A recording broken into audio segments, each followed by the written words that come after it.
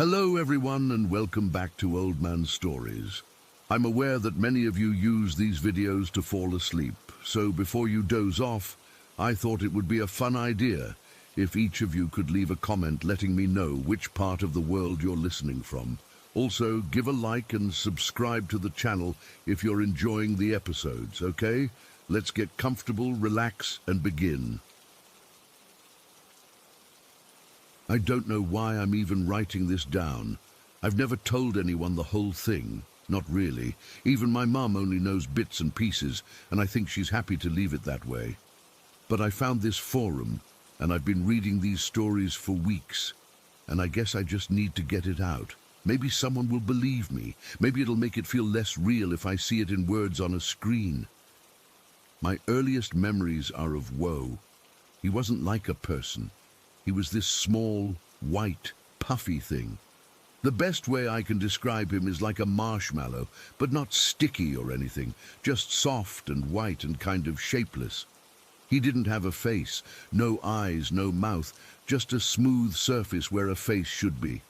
I never thought it was weird. To me, it was just Woe. He didn't talk, not with words.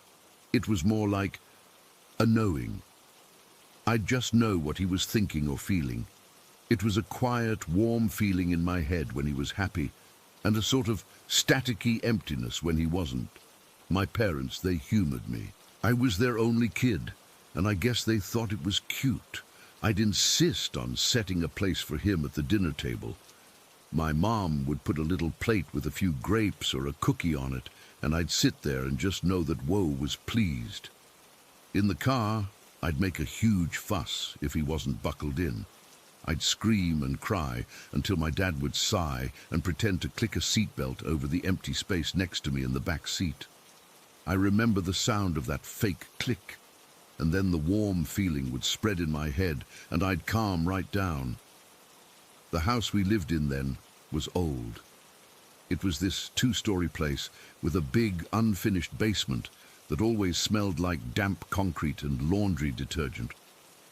The day everything changed was a Saturday. I know because my dad was home and he was mowing the lawn. I could hear the drone of the mower from outside, a steady, normal sound. I was 4 years old. I was in the living room playing with some blocks on the floral patterned carpet. The sun was coming in through the big bay window, making dust motes dance in the air. Wu was with me, a silent white lump sitting near the hearth of the brick fireplace. Then I got this pull. It's the only word for it. It wasn't a voice. It was a direction, an urge. I just knew I had to go to the basement. I didn't question it. Wow was my friend. I stood up and he sort of pulsed. He moved by gliding, just floating an inch above the ground. He led me to the basement door. It was always closed because my mom hated the smell. I remember the coolness of the brass doorknob in my small, sweaty hand as I turned it. The hinges creaked, that long, low sound that old doors make, and the smell of the basement washed over me, stronger than ever. The stairs were steep and wooden, with no back on them. You could see right through to the concrete floor below. I held onto the rough, splintery banister, taking each step carefully. Woe floated down ahead of me, a little beacon in the dim light from the single bare bulb my dad had pulled on. The basement was a jumble of shadows. There was the water heater, rumbling softly. Boxes of Christmas decorations were stacked against one wall. An old, rusting treadmill my dad never used was off to the side. But Woe didn't stop in the main area. He glided towards the far corner, behind the furnace. The furnace was a huge, hulking thing, painted a dull silver, and it was always warm to the touch. Behind it, I'd never noticed before, was a space. It wasn't a proper door, just a gap in the wooden paneling that made up the foundation walls. It was dark, a rectangle of pure blackness. Woe paused at the entrance, and I felt that warm, encouraging feeling from him. It was okay. It was safe. I got down on my hands and knees. The concrete was cold and gritty against my palms. I crawled forward into the opening. It was a crawl space, tight and low. I could only fit because I was so small. An adult never could have gotten in there. The air was different here, thick and still, and it smelled old. Not like dust, but like stale air, like a room that had been sealed for 100 years. I crawled for what felt like a long time in the dark, my knees scraping on the rough ground. Then my eyes started to adjust. A little light was filtering in from somewhere up ahead, a faint grey glow, and I saw it. There was a small open area, just big enough for me to sit up in, and in the center of it was a rocking horse. It was wooden, painted white, but the paint was chipped and yellowed. One of its rockers was broken, splintered, so it sat at a sad, lopsided angle. The horse's eyes were just painted on dots, but they seemed to be staring right at me. Its mane was made of real, coarse horsehair, and it was matted with dust and cobwebs. To the left of the rocking horse, the floor just ended. There was a hole, a drop-off into absolute darkness. I remember crawling to the edge and peering over. I couldn't see a bottom. It was just a void, and a cold draft was coming up from it, raising goosebumps on my arms. It felt deep. It felt like if you fell in, you'd never stop falling. I wasn't scared. Not then. I was fascinated. Woe was next to me, and I felt this intense, shared curiosity. He had shown me this, our secret place. I reached out and touched the rocking horse's broken rocker, feeling the splinters under my fingertips. Then, from far away, I heard my mom's voice calling me for lunch. The spell was broken. I felt a sudden, sharp tug from Woe. We had to go, now. I crawled back out as fast as I could, the cold concrete scraping my elbows. When I emerged from behind the furnace, I was covered in grime and cobwebs. I remember brushing them off my overalls as I climbed the stairs. When I got to the kitchen, my mom took one look at me and gasped. "What on earth have you been into? You're filthy," I told her, all excited. Woe showed me a secret room. There's a broken horse and a big, big hole. The look on her face is something I'll never forget. All the color drained from it. She grabbed my shoulders, not hard, but firm. "Where? Where did you go?" I described it. The space behind the furnace, the crawl space, the rocking horse, the drop-off. She and my dad exchanged a look I didn't understand then, but I do now. It was pure terror. My dad immediately went down to the basement. I heard him moving boxes, and then a long silence. When he came back up, his face was grim. He told my mom, in a low voice, that I was right. There was a crawl space he never knew was there, and at the end of it, there was an old, uncovered well shaft. A dry well, he thought, but deep. He said if I'd taken one more step in the dark, I would have fallen in. They sat me down and told me, in very serious voices, that I was never, ever to go down there again. It was dangerous. But all I could think was that Woe had shown it to me. Woe had been with me the whole time. I felt confused. Why would my friend show me something dangerous? The real terror came later that afternoon. I was in my room, supposed to be taking a nap. My door was open a crack, letting in a sliver of hallway light. I was just lying there, staring at the glow-in-the-dark stars on my ceiling, thinking about the hole in the ground and the broken horse. I wasn't scared, just thoughtful. Then Woe came into the doorway. He filled the space, blocking most of the light from the hall. He was just a dark silhouette against the brightness. I felt that warm, familiar feeling from him, and I started to feel better. But then the feeling changed. It wasn't warm anymore. It was cold. It was a pressing, heavy feeling, like a weight on my chest. I looked at him, this shapeless white form in the doorway, and for the first time, I felt a prickle of fear. Why was he blocking the light? And then the knowledge came into my head. It wasn't my thought. It was his. It was a single, clear, terrible fact placed directly into my mind. I know about the boy. That was it. No other words. Just that. I know about the boy. I didn't know any boy. I didn't know what he was talking about. But the certainty of it, the sheer, unshakable knowledge that he knew something I didn't, something secret and important, washed over me like ice water. This wasn't my imaginary friend sharing a secret room. This was something else. Something that knew things it shouldn't. Something that wasn't just in my head.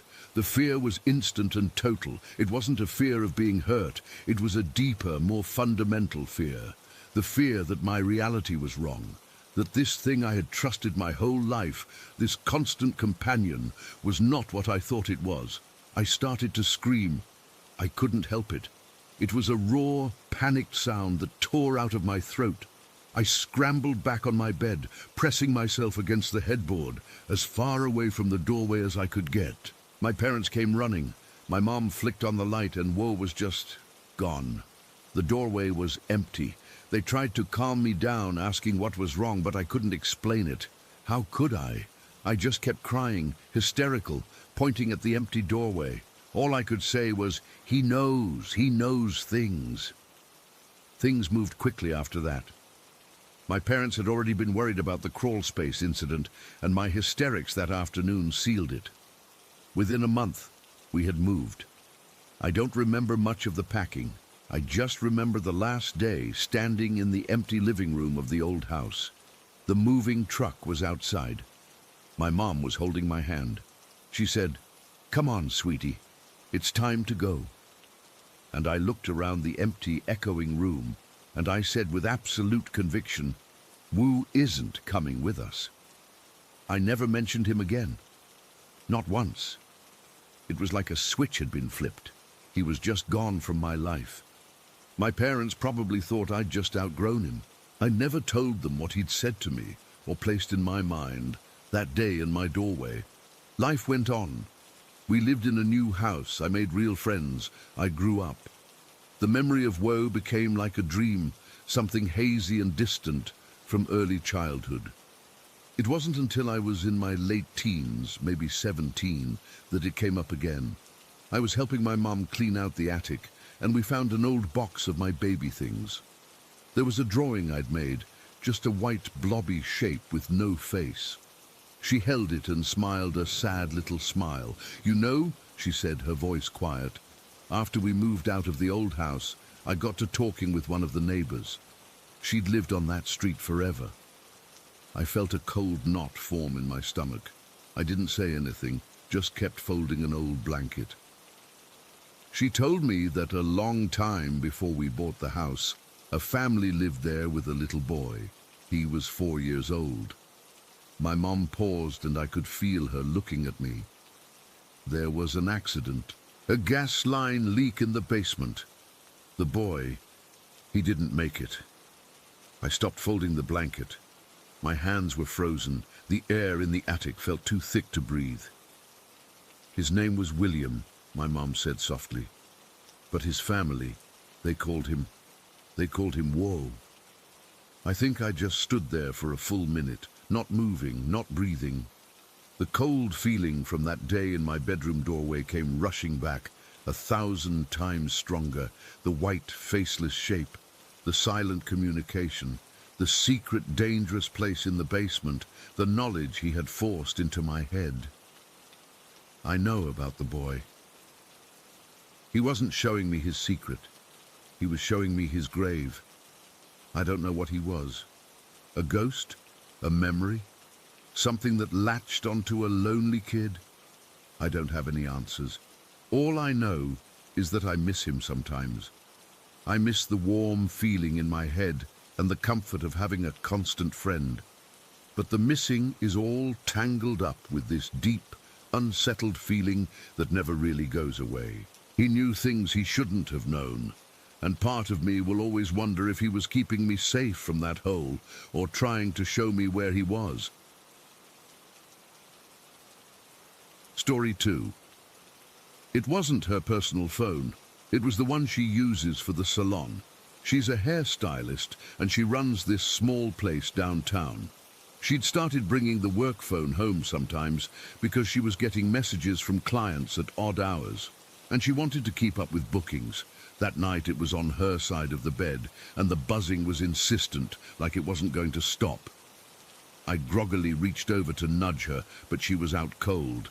So I grabbed it myself, thinking it was probably a spam call or something, but when I looked at the screen, my heart just dropped. It was a FaceTime call, and the caller ID showed the salon's number. I swiped to answer, half asleep and annoyed, but what I saw made me freeze. The screen showed the ceiling of the salon. I know it was the salon because I've been there 100 times. It's got these old textured tiles with water stains in one corner, and in the video I could see the dim light from the street lamps outside filtering through the blinds, casting these long shifting shadows. But there was no one there, no voice, no movement, just the ceiling. It was like someone had propped the phone up and walked away, but the angle was weird, too high, like it was on a shelf or something. I could hear a faint staticky sound, like white noise, but nothing else. I shook my girlfriend awake, my hand trembling. "Hey, wake up," I whispered, my voice cracking. "It's the salon phone." She sat up, rubbing her eyes, and when she saw the screen, her face went pale. We both stared at it for what felt like forever, but it was probably only 10 or 15 seconds. Then the call ended abruptly, like someone hung up. The screen went black, and the room felt colder, like the air had been sucked out. We just sat there in silence for a minute, the dark pressing in around us. My heart was hammering in my chest, and I could feel sweat beading on my forehead. My girlfriend finally spoke, her voice shaky. What was that? Why would someone call from the salon at this hour? I didn't have an answer. We tried calling back, but it went straight to voicemail. That's when the dread started to set in. We both knew the salon was empty. She'd locked up herself, and the alarm was set. There shouldn't have been anyone there. We decided to drive over and check it out. I remember pulling on jeans and a hoodie, my hands fumbling with the zipper because they wouldn't stop shaking. The drive was eerie. The streets were dead quiet, just a few streetlights glowing orange, and the moon was hidden behind clouds. I kept glancing in the rearview mirror, half expecting to see something, but it was just empty road. My girlfriend was quiet the whole time, clutching her phone like it was a lifeline. When we got to the salon, everything looked normal from the outside. The door was locked, the blinds drawn. We used her key to get in, and the second we stepped inside, the smell hit me. It was that mix of hairspray and cleaning products, but underneath it, there was this faint, sweet smell like flowers or incense. That's when I remembered the Day of the Dead altar. She'd set it up a couple weeks earlier, right near the front desk. It was for the holiday, to honor past loved ones. She had pictures of her abuela and some cousins, along with marigolds, candles, and little offerings like pan de muerto and sugar skulls. She's superstitious about that stuff. Says it's important to keep the spirits happy. The altar was still there, but one of the candles had tipped over, wax spilled across the counter. Nothing major, but it felt off. We checked the place thoroughly, under the chairs, in the back room, everywhere. No one was there. The phone was sitting on the reception desk, right where she left it, and it was dead. Battery completely drained. That freaked us out even more, because how could it have made a call if it was dead? But we plugged it in, and after a few minutes it powered up. No missed calls, no recent activity in the log, except the one we made trying to call back. That's when we thought of the security camera. She has this basic system set up, a camera above the door that points toward the front desk. We pulled out her laptop and started scrolling through the footage from that night. It took a while because we had to find the right timestamp. The footage is grainy, black and white, and it only records when it detects motion. Around 2:30 in the morning, there was a blip. The phone screen lit up. My stomach clenched when I saw it. The phone was just sitting there, and then, like magic, it unlocked itself. I'm not kidding. It went from sleep mode to the home screen, and then it opened FaceTime and dialed her number. All on its own. No hands, no one near it. It just did it. We watched it over and over, trying to find some explanation. Maybe a glitch, or a bug in the software. But iPhones don't just do that. And the angle. The camera showed the phone was flat on the desk, so how did the FaceTime show the ceiling? It didn't make sense, unless it was picked up and pointed, but there was no one there. The footage showed the phone moving slightly like it was adjusting, but no visible cause. It was chilling, like something invisible was handling it. We sat there in the salon, the early morning light starting to filter through the windows, and we both felt this cold weight in the room. My girlfriend started crying softly, and I put my arm around her, but I was shaking too. That's when she pointed at the altar. "I think it's because of this," she said. "I invited them in, and now they're here." She's not usually one for ghost stories, but she grew up with this stuff, and her family always warned about being respectful with altars. She said if you set one up, you're opening a door, and you have to be careful not to invite the wrong kind of spirit. We packed up the altar right then and there. She didn't want to touch it at first, so I helped her gather the photos and the offerings. We put everything in a box, and she said she'd take it to her mom's house later to dispose of it properly. The whole time I kept feeling like we were being watched, like there was a presence in the room that we couldn't see. My skin was crawling with goosebumps, and every little noise, the creak of the floor, the hum of the lights, made me jump. We left the salon as soon as we could, locking up tight. On the drive home, neither of us spoke. The sun was coming up, casting this weak, grey light over everything, but it didn't feel comforting. It felt like the world had shifted, and we were just now noticing. When we got back to the apartment, we both collapsed on the couch, too wired to sleep. I kept replaying the footage in my head, that phone moving on its own, and the FaceTime call showing nothing but the ceiling. Why the ceiling? Was someone or something holding it up? Or was it just a random angle? We spent the rest of that day in a daze. My girlfriend called off work, and I did too. We tried to rationalize it. Maybe it was a hack or a prank, but the security footage showed no one else there. The phone was in a locked building, with no internet access except the salon's Wi-Fi, which was password protected. We checked for any signs of breaking and entering, but there were none. Everything was sealed tight. By evening, we were both exhausted but too scared to go back to the salon. She decided then and there that she'd never set up the altar again.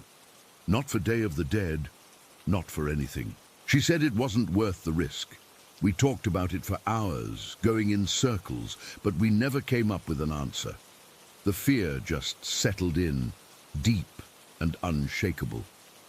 That night, we tried to sleep, but every time I closed my eyes, I saw that grainy footage or the FaceTime screen with the ceiling.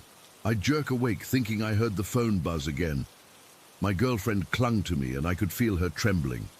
We left all the lights on, something we never do, and the apartment felt like a fortress, but not a safe one, like we were keeping something out or maybe keeping something in. I don't know what happened that day. I don't know if it was a spirit from the altar or some weird tech glitch or something else entirely, but it felt real, too real. The kind of thing that gets under your skin and stays there.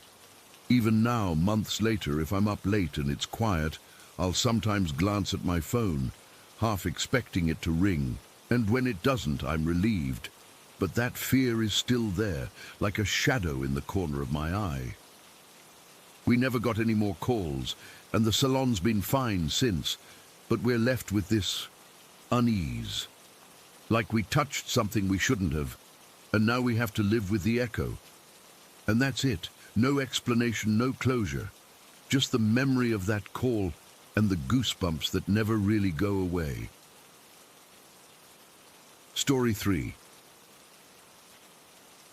It began with the hallway light. Just outside my bedroom door, there's a long, narrow hallway that leads to the stairs. A simple ceiling fixture with a single bulb. For weeks, it would flicker on and off at night. Not a quick flicker, but a slow, deliberate cycle. On for 5 seconds, off for 10. On, off. It started around 10 o'clock every night and would go on for hours. My dad's pretty handy, so he changed the bulb, checked the wiring, even replaced the whole fixture. Nothing worked. We'd just be sitting there, and from the corner of your eye, you'd see the hallway go dark, then light up again. It was annoying more than anything, this persistent rhythmic failure that defied any logical fix. Then, about 2 weeks ago, it just stopped. It didn't fizzle out or flicker its last. One night it was doing its usual routine, and the next, it was just a normal, steady light. We were relieved, of course. We figured whatever loose connection there was had finally fixed itself. We were stupid. The next thing was the tape. I have this big, solid oak desk in my room, a heavy thing that used to be in the main part of the barn. On it, I keep my laptop, a cup of pens, and a roll of yellow masking tape I'd been using for an art project. The desk is level, I've checked. One afternoon, I was sitting right there typing an email. The tape roll was about a foot away from the edge. I watched it. I swear I was looking right at it, and it just slid. It didn't roll. It slid sideways in a straight line off the edge of the desk and landed with a soft thud on the floor. There was no draft. The window was closed. My chair hadn't bumped the desk. It was like an invisible finger had just pushed it gently off the side.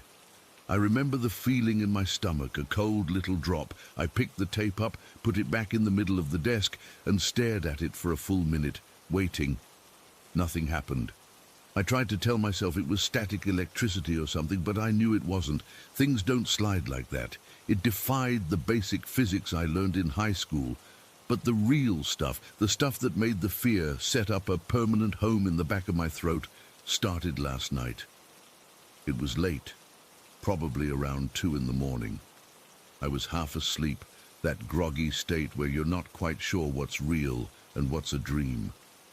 I was lying on my right side facing the wall. My knee was bent, and then I felt it. A pressure. A distinct, hand-like pressure on the back of my left knee, right in the soft hollow there. It wasn't a tap. It was a firm, steady weight, like someone had rested their open palm on me. It was cold through the fabric of my pajama pants. My whole body went rigid. The half-sleep vanished, ripped away in an instant, and was replaced by a sheer electric terror. I didn't move. I just lay there, frozen, feeling that cold, heavy weight on my leg. My heart was hammering against my ribs so hard I thought it would crack them. This wasn't a dream. This was real. There was a hand on me in my dark room. Then my body just took over. A scream tore out of me, this raw, ragged sound I didn't even recognize as my own. And I jerked my leg away so violently I almost fell out of bed. I scrambled backwards, my back hitting the headboard, fumbling for the lamp on my nightstand. My hands were shaking so badly I knocked my glass of water over, but I finally found the switch. The light flooded the room. It was empty. Of course it was empty.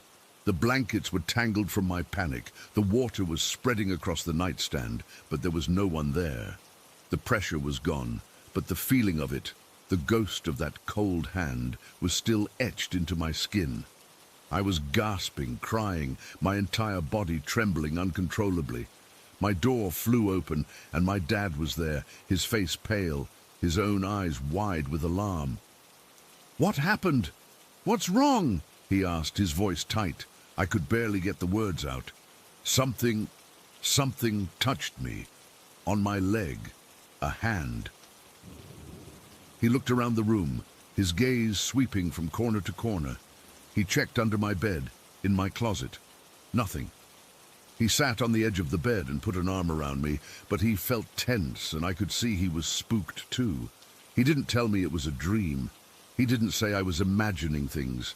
He just said, "It's okay, you're okay." But his voice didn't sound like he believed it. After he calmed me down and helped me clean up the water, he went back to his room. I didn't sleep. I sat up in bed with the light on, my knees pulled to my chest, staring at the spot where I'd felt the hand. I could still feel the exact shape of it, the coldness. That's when I heard my dad's door open downstairs. A few moments later, I heard his footsteps on the stairs, slow and heavy. They got about halfway up, and then they just stopped. A second later, the hallway light outside my door snapped on. I heard him mutter something, a low curse, and then his footsteps retreated back down the stairs. He didn't come back up. This morning, over coffee, he looked exhausted. He told me he'd heard the footsteps coming up, thought it was me, and when he'd called out, they'd stopped. The moment he'd turned the light on, the sound had ceased completely. He said, "I'm not walking around in the dark in this place anymore." And he hasn't. He turns on every light he passes now. That was last night. Today has been long. The atmosphere in the barn is thick, heavy.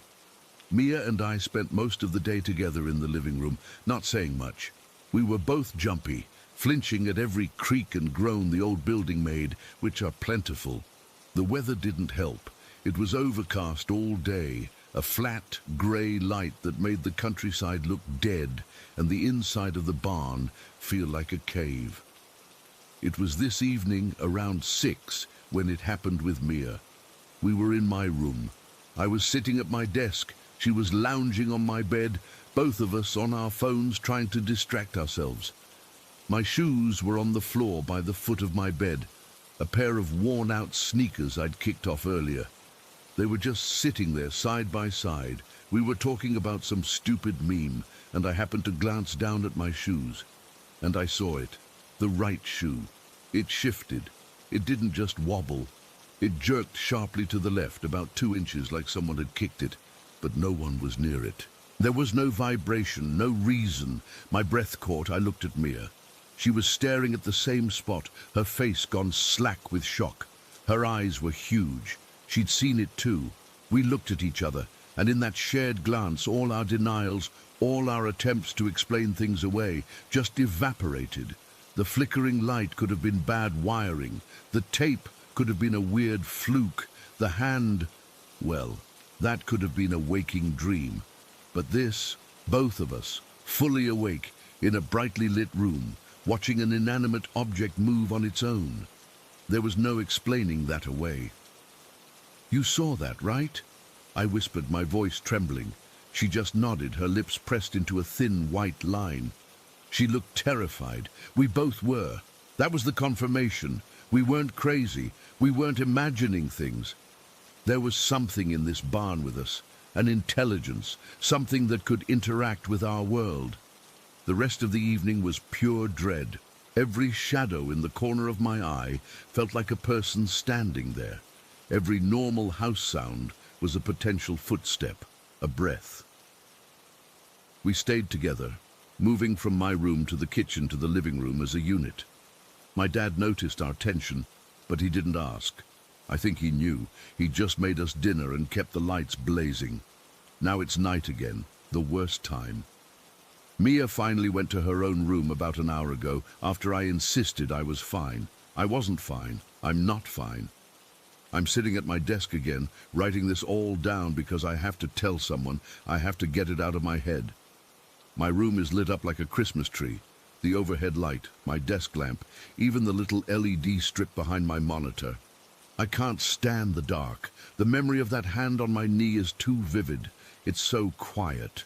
The only sound is the hum of my computer and the frantic clicking of the keyboard. I keep looking at my shoes, still sitting where the right one moved. I keep glancing at the hallway through the crack in my door, half expecting the light to start its flickering dance again. My skin is crawling, a constant, low-level panic humming under my skin. I feel watched. I feel like I'm not alone in this room, even with all the lights on. It's a feeling, a presence, a weight in the air that wasn't there before. I keep thinking about the hand, the cold, specific pressure of it. It didn't feel malicious, not exactly. It felt curious. Like it was testing, seeing what I was, what I felt like. And that's almost worse. The idea that we're just objects of curiosity for something we can't see, something that shares our home and can touch us whenever it wants. I have to try and sleep eventually, The sun won't be up for another 7 hours. 7 hours of darkness. I don't know how I'm going to do it. I think I'll just sit here in this pool of light and wait for morning. I keep my back to the wall. I won't look at the shadows for too long. I just have to make it until dawn. The door to my room is slightly ajar. I just saw it move. Not a swing, just a subtle shift, like the air pressure changed. My heart is in my throat. I'm staring at the gap, the slice of illuminated hallway beyond it. I'm not breathing. I'm waiting. The house is holding its breath with me. There's a faint smell now, one I haven't noticed before, like old, dry hay and cold soil. It's getting stronger. The doorknob is turning, slowly, so slowly, all on its own. Story 4. It was March of last year, and I was in Nashville for work. I'm an artist, I paint murals, and I had a big project there for a new brewery. My brother came along to help me out, mostly for the heavy lifting and to keep me company. We're from Charlotte, so it wasn't a huge drive, but it was still a trip. We got a hotel room, one of those decent but nothing special chain places just off the main drag. 2 queen beds, a desk, a TV, and a bathroom. You know the type. The weirdness started after we went to that cemetery. It wasn't even on our agenda. We had a day off before the scaffolding was set up, and we were just driving around, exploring. I like old architecture, the kind of details they don't put on buildings anymore, and my brother humors me. We saw the gates to this old cemetery, the kind with the big, weathered headstones and ancient, twisting trees. It looked peaceful. We pulled over and decided to walk through. The air was cool, the kind of crisp that feels clean in your lungs. The sun was out, but under the canopy of those old oaks, it was all dappled light and long shadows. I had my camera with me, my good one, not just my phone. I was taking pictures of the more ornate headstones, the carvings of angels and lambs.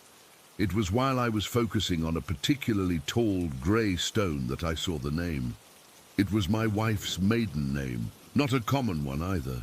A real, specific, hyphenated name that you just don't see around. My heart did this little skip.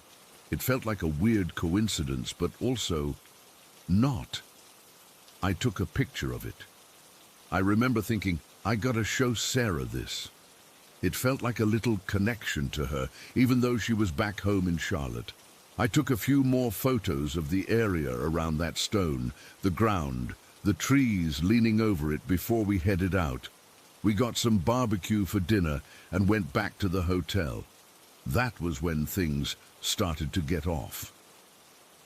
The first thing was the lamp. It was one of those generic hotel lamps on the desk between the 2 beds.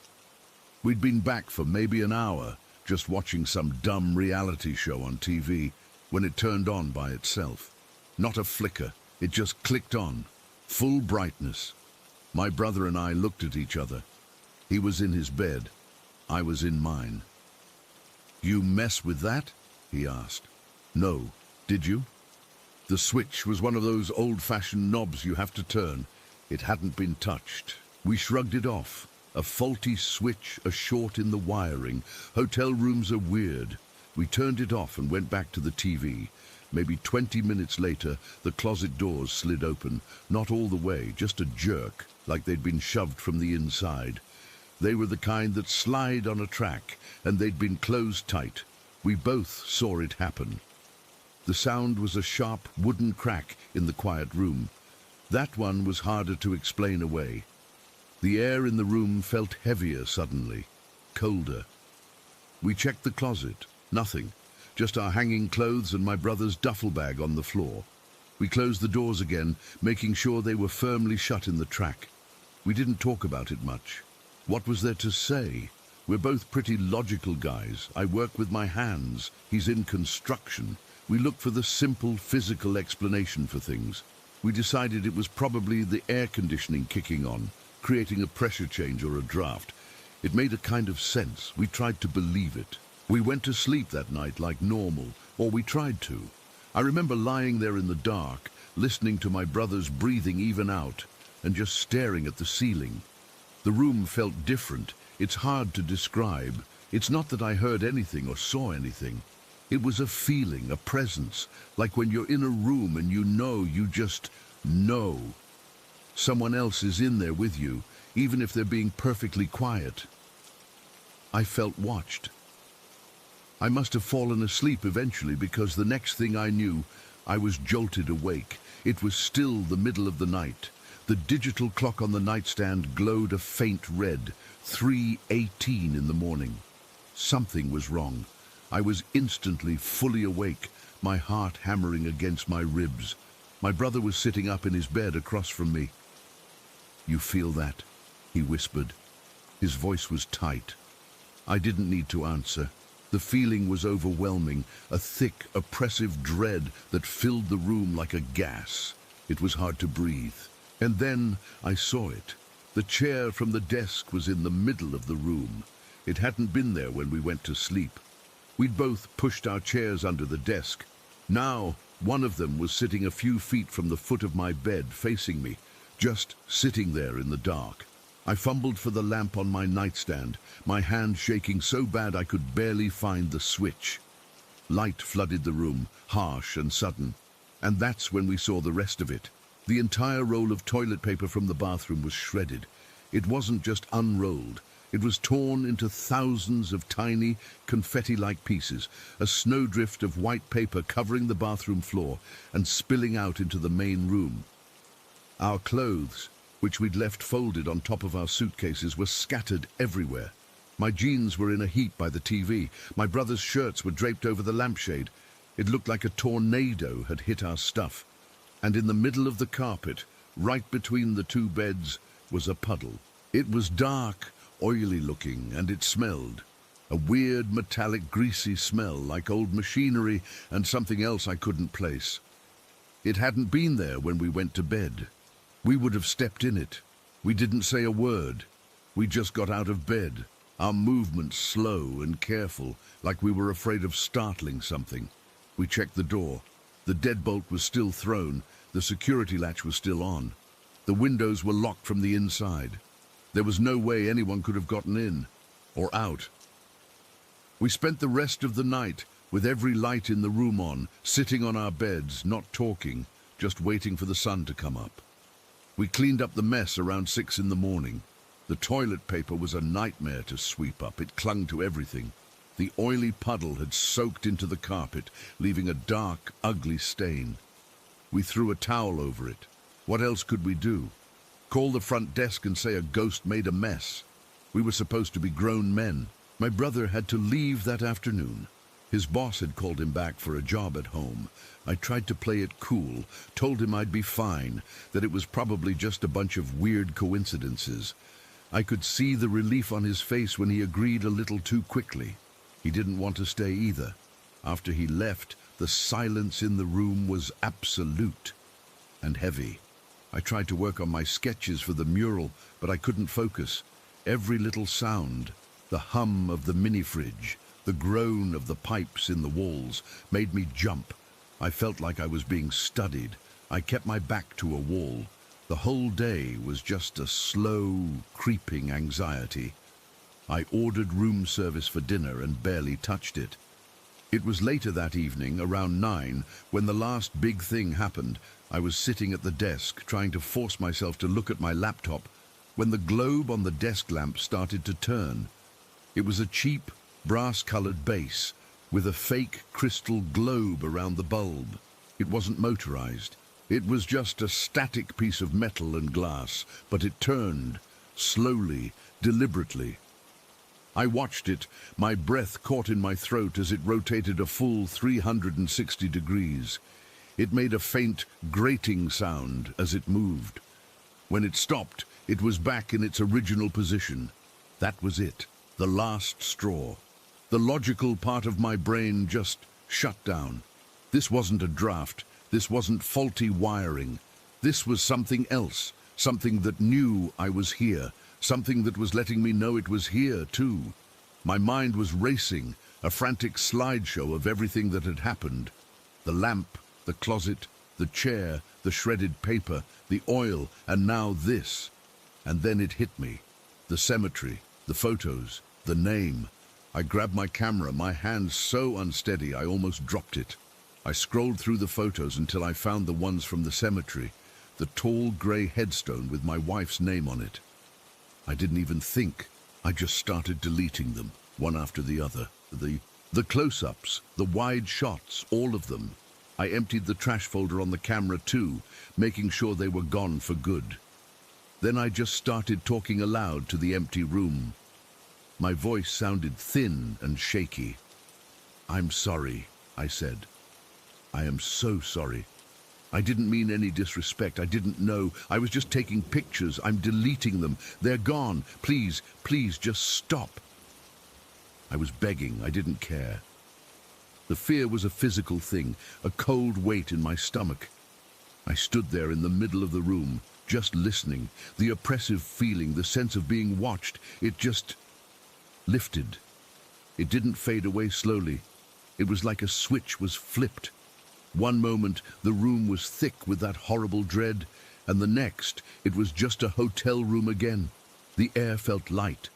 I could take a full breath for the first time in what felt like days. I sat down on the edge of my bed, my legs weak. I stayed like that for a long time, just listening to the normal quiet sounds of the hotel. I called my wife later, but I didn't tell her the whole story.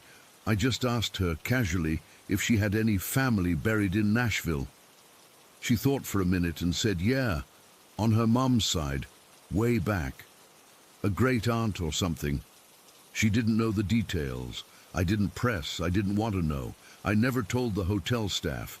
I just checked out the next morning and finished my mural.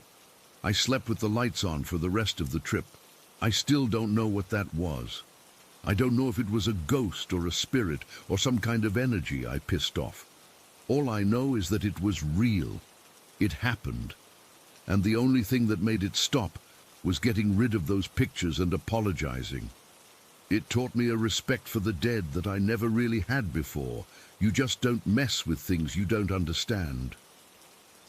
The thing is, after I apologized, after the feeling left, I needed to use the bathroom. I walked towards the door, my heart still thumping, but the worst of the fear was gone. I reached for the knob, and just as my fingers were about to touch the cold metal, the door swung shut. Not slammed, but closed firmly, right in my face, with a soft, definitive click. It was the last thing it did. A final, quiet reminder that it had been there at all. I never opened that door. I just turned around, went back to the bed, and sat there in the light until morning. Story 5. I've never been one to believe in the supernatural, ghosts, demons, all that stuff. It always felt like something from a movie, not real life. But what happened to me last Tuesday, I still can't wrap my head around it. I'm sharing this here because I need to get it out, and maybe someone else has been through something similar. I'm shaking just typing this, so bear with me if I ramble a bit. I've been dealing with depression for years now. It's like this heavy blanket that never lifts, no matter what I do. Some days are better than others, but lately it's been worse. On top of that, I have insomnia. I'll lie in bed for hours, staring at the ceiling, my mind racing about nothing and everything. The lack of sleep makes everything fuzzy, like I'm walking through a fog. And then there are the involuntary movements. They started a few months ago, little twitches in my hands or legs, sometimes my face. My doctor said it might be stress-related, maybe tied to the depression, but no one's been able to pin it down. It's embarrassing, and it makes me feel like I'm losing control of my own body. My best friend, let's just call him Mark because that's his name, he's been a rock through all this. We've known each other since high school, and he's the kind of guy who always tries to help. He's a devout Christian, goes to church every Sunday, reads his Bible, the whole deal. I've never been religious myself, but I respect his beliefs. Lately, though, he's been getting more intense about it. He started suggesting that my problems might not just be mental or physical, that there could be something else going on. He never said the word possessed outright, but he'd hint at it, talking about spiritual warfare and how sometimes negative energies can attach to people. I brushed it off because, come on, that's not real, right? Last Tuesday started like any other bad day. I woke up after maybe 3 hours of sleep, my head throbbing, and that heavy feeling in my chest was already there. The twitches were worse than usual. My left hand kept jerking, and I had this weird tightness in my jaw. I'd made plans with Mark to go for a drive. He said getting out of the house might help, and I agreed because I didn't have the energy to argue. We live in a small town, so driving around the back roads is something we do when we need to talk or just clear our heads. The weather was overcast, the sky this dull grey that matched my mood. We got into his car, an old Honda that smells like coffee and pine air freshener. I slid into the passenger seat, and he started the engine. The radio was playing some soft rock station, but he turned it down low. We didn't talk much at first. I just stared out the window, watching the trees blur by. My mind was racing, but not with thoughts, more like static. I felt disconnected, like I was watching myself from outside my body.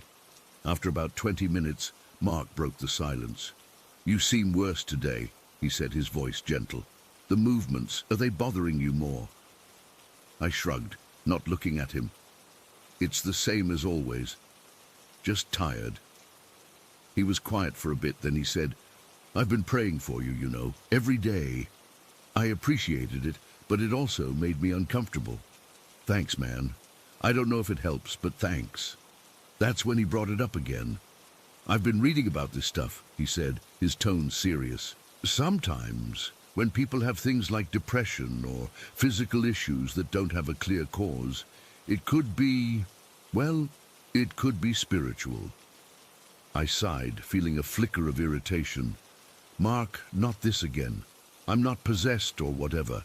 It's just my brain being messed up." "I'm not saying you are," he replied quickly, "but what if there's something attached to you, something that's making it worse?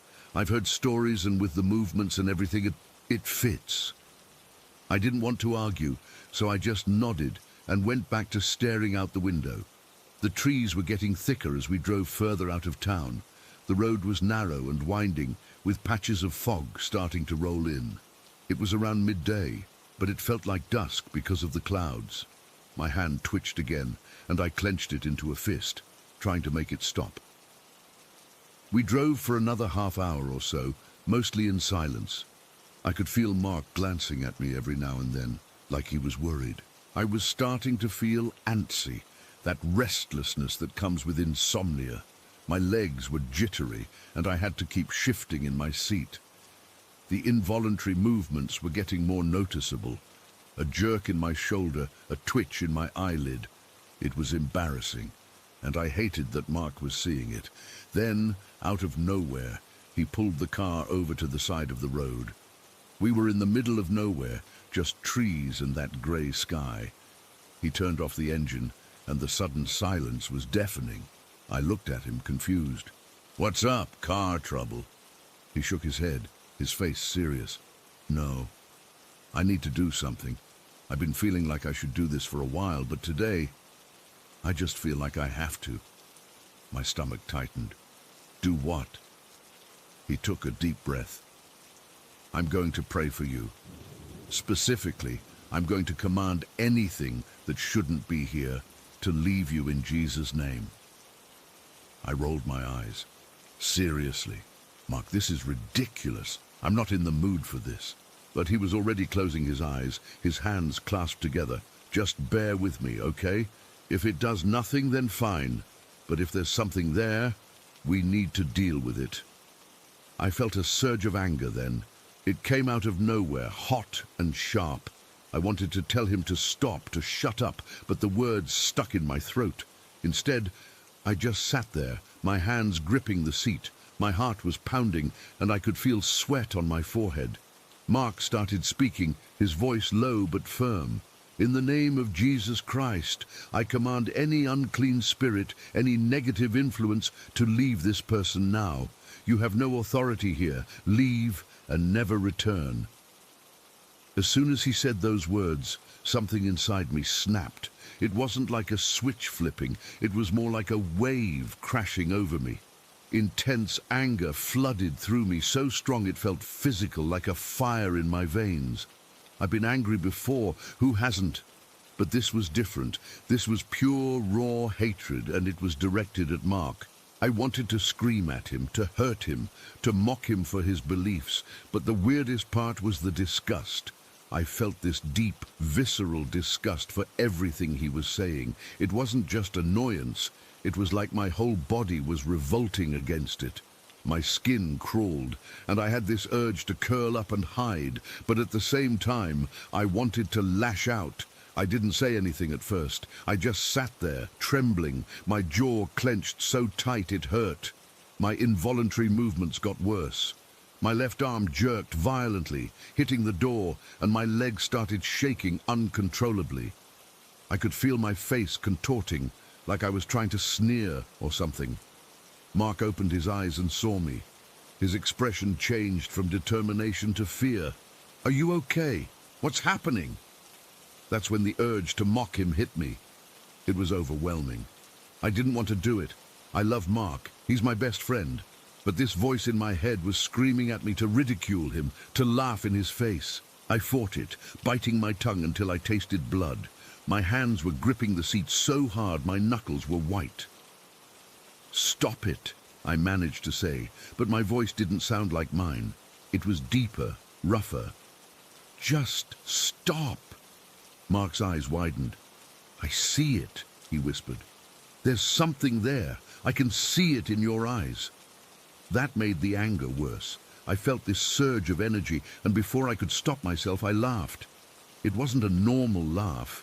It was this harsh, mocking sound that made my throat hurt.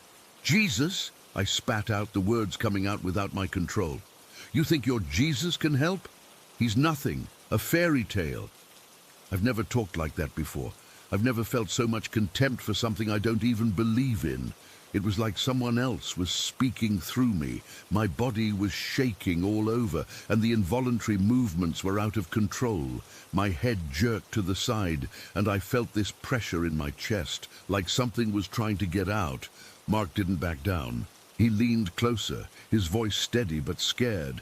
"I command you in the name of Jesus to leave this person. You have no power here." The moment he said that, the terror hit me. It wasn't just fear. It was sheer, unadulterated horror. My vision blurred, and for a second, I saw something, I don't know what, but it was dark and shapeless, like a shadow in the corner of my eye. My body went rigid, and I felt this coldness spread through me, starting from my chest and moving outwards. It was like ice in my veins. I started gasping for air, my lungs burning. My hands flew to my throat, but there was nothing there. The involuntary movements became violent thrashing. I was hitting the dashboard, the door, my own legs. It was like I was having a seizure, but I was awake and aware of everything. I could hear Mark praying louder, his voice shaking. "Leave now. In Jesus' name, I command you to go." The anger and disgust were still there, but now they were mixed with this primal fear. I wanted to run, to get out of the car, but my body wouldn't obey. I was trapped. My mind was screaming, but no sound came out. I felt this presence, this thing inside me, fighting back. It was the most terrifying moment of my life. I thought I was going to die right there in that car. Then, as suddenly as it started, it stopped. The anger vanished, the movement ceased, and the coldness receded. I slumped forward, my head hitting the dashboard. I was drenched in sweat, breathing heavily, and my whole body ached like I'd been in a fight. Mark was pale, his hands trembling as he reached for me. "Are you okay? Talk to me." I couldn't speak at first. I just sat there trying to catch my breath. The fog outside seemed thicker, and the car felt claustrophobic. I looked at my hands. They were still, no twitching. For the first time in months, I felt calm. The heavy feeling in my chest was gone, and my mind was clear, like the static had been wiped away.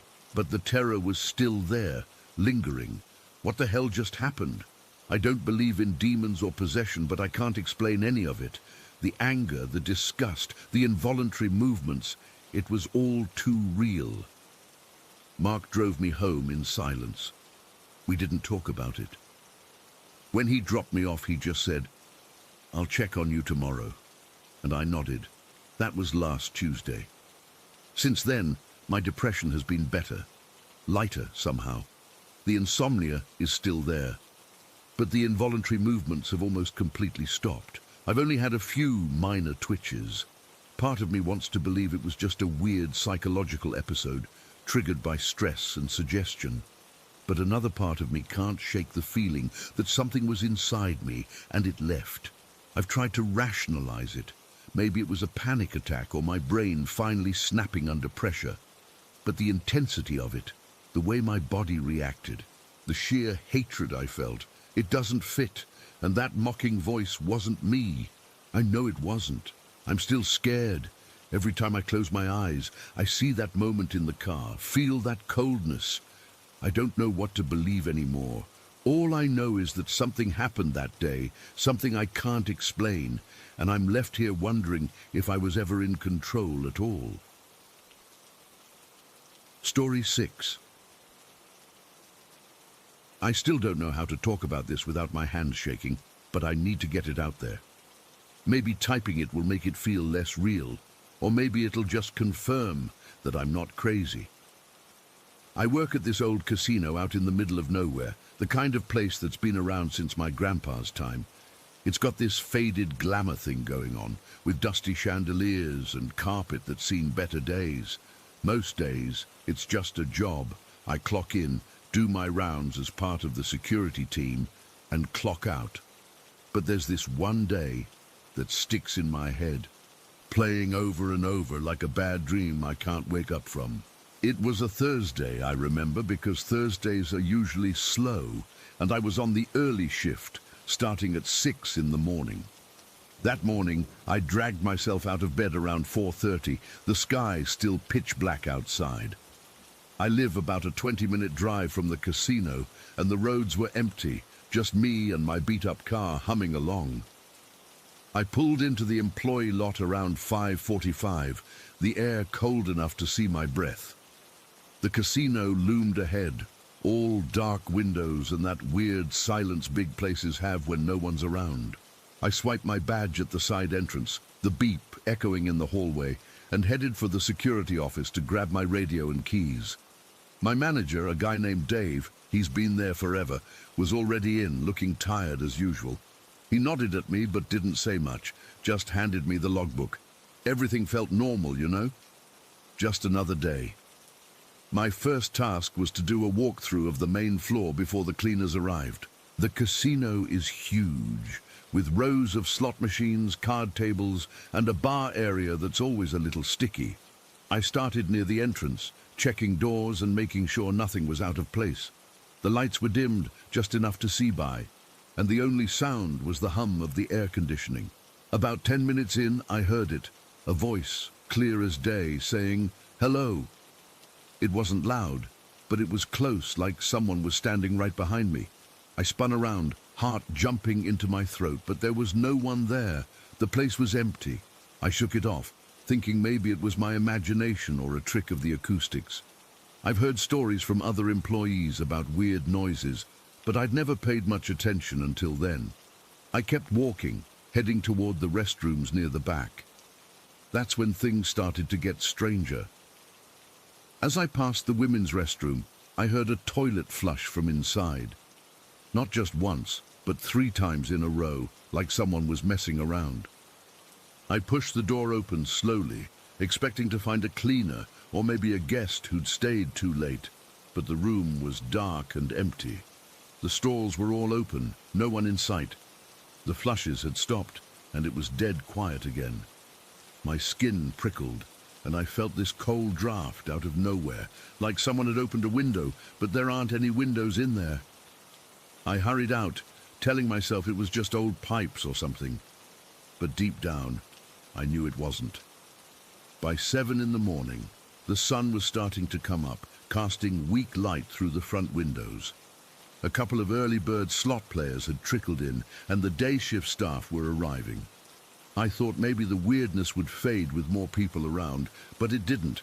I was near the high-limit area when I heard my name called, not shouted, but whispered, like someone was trying to get my attention without being obvious.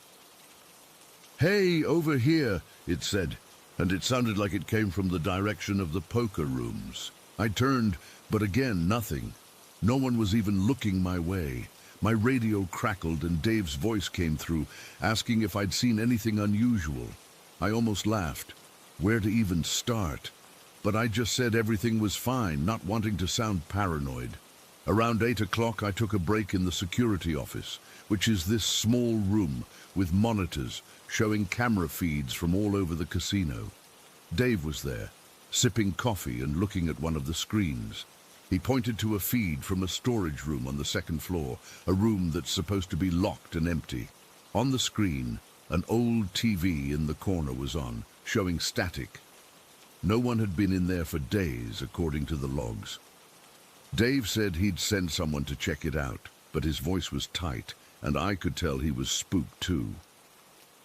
We've all heard the rumors about that room. Some say it used to be a broadcast studio back in the day, but it's been sealed off for years. After my break, I went back to patrolling, back. The casino was getting busier, with the clinking of coins and the murmur of voices, but I couldn't shake the feeling of being watched. Every time I passed a dark corner or an empty hallway, I'd get this chill, like someone was right there with me. Then, around 10 in the morning, I was near the employee break room when I heard it again. That same hello. But this time it was followed by a laugh, soft and kind of mocking. I froze, my hand going to my radio, but I didn't call it in. What would I say? That a ghost was saying hi to me? I forced myself to keep moving, but my heart was pounding so hard I could feel it in my ears. The real terror started around noon. I was making my way through the basement, which is mostly storage and maintenance areas. It's dimly lit and always cold, with pipes running along the ceiling. I was checking a fire door when I felt a touch on my shoulder. Light, like fingers brushing against my jacket. I whirled around, expecting to see a coworker playing a joke, but the corridor was empty. The air felt heavy, and I could smell something old and musty, like dust and decay. Then, from down the hall, I heard voices, not one, but several, talking low and fast, like a conversation from another room. I couldn't make out the words, but it sounded like an old radio broadcast, all crackly and distant. I remembered what Dave had said about the managers hearing something similar a few weeks back, and my stomach dropped. This wasn't just in my head anymore. I radioed in, my voice shaky, saying I needed backup in the basement. Dave and another guard came down, but by the time they arrived, the voices had stopped. The touch was gone, but I could still feel the spot on my shoulder where it had been cold and tingling. Dave looked at me, his face pale, and said they'd had reports of TVs turning on in empty rooms upstairs too. We went back to the security office, and on the monitors, we saw more screens flickering to life, in closed-off suites, in hallways everywhere. It was like the whole building was waking up in a way it shouldn't. The rest of the afternoon was a blur. I tried to focus on my job, but every little noise made me jump. Around 3 o'clock, I was near the main restrooms again when I heard my name called once more, this time clearer, almost like it was right in my ear. "Come here," it whispered, and I felt a pull, like someone was guiding me toward the men's room. I pushed the door open, and inside one of the sinks was running, water pouring out even though no one had touched it. I reached to turn it off, and as my hand touched the knob, I felt another touch. This time on my arm, cold and firm, like a hand gripping me. I yanked my arm back, stumbling out of there, and practically ran to the security office. Dave was on the phone with higher-ups, his voice low and urgent. He hung up and told me they were considering closing early, but it was a busy day, and they didn't want to cause a panic. I spent the next couple of hours sticking close to other people. But the strangeness kept happening. Toilets flushed in empty restrooms, TVs blinked on and off, and that hello ghost kept calling names. Not just mine, but others too. A dealer told me she heard her name called from an empty table, and a cleaner said he saw shadows moving in the corners of his eyes. As my shift wound down around 6 in the evening, I was exhausted, both physically and mentally.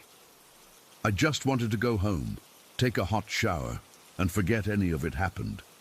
But before I left, Dave pulled me aside.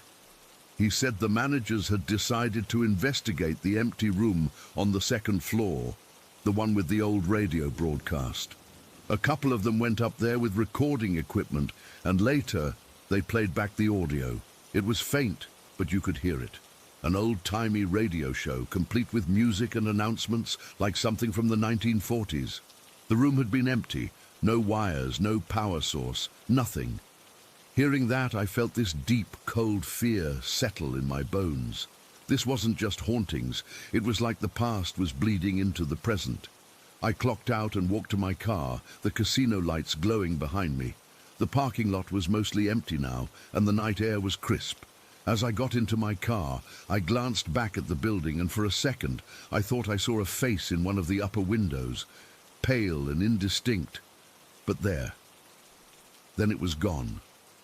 I drove home in silence, not even turning on the radio. When I got inside, I locked the door and sat on my couch, just staring at the wall. I couldn't sleep that night, and I still can't some nights. I go back to work because I need the job, but every day I hear something or feel something that reminds me of that Thursday. The toilets still flush on their own, the TVs turn on, and that ghost still says hello. I don't know what it is or why it's happening, and I probably never will. It's just there. Part of the job now, and sometimes when I'm alone on patrol, I'll hear my name whispered and I'll freeze, waiting for whatever comes next. Story 7. That night, I was driving my friends home from just hanging out at the mall. Nothing special. We were just killing time. I dropped off Jess first, then Mike. That left just me and Sarah in the car. She lived the farthest out, in this kind of rural area with a lot of winding roads and not many streetlights. I knew the way to her house. I'd been there before, but it was always with my mum driving in the daytime. After I dropped Sarah off, I remember sitting at the end of her driveway for a second, figuring out which way to turn to get back to the main road. I turned left, thinking that was right. It wasn't. The roads out there all looked the same after dark, just long stretches of blacktop, lined by these tall, dark walls of trees, with mailboxes and long driveways appearing out of nowhere. There are no sidewalks, no other cars, just this heavy quiet that gets swallowed by the sound of your own engine.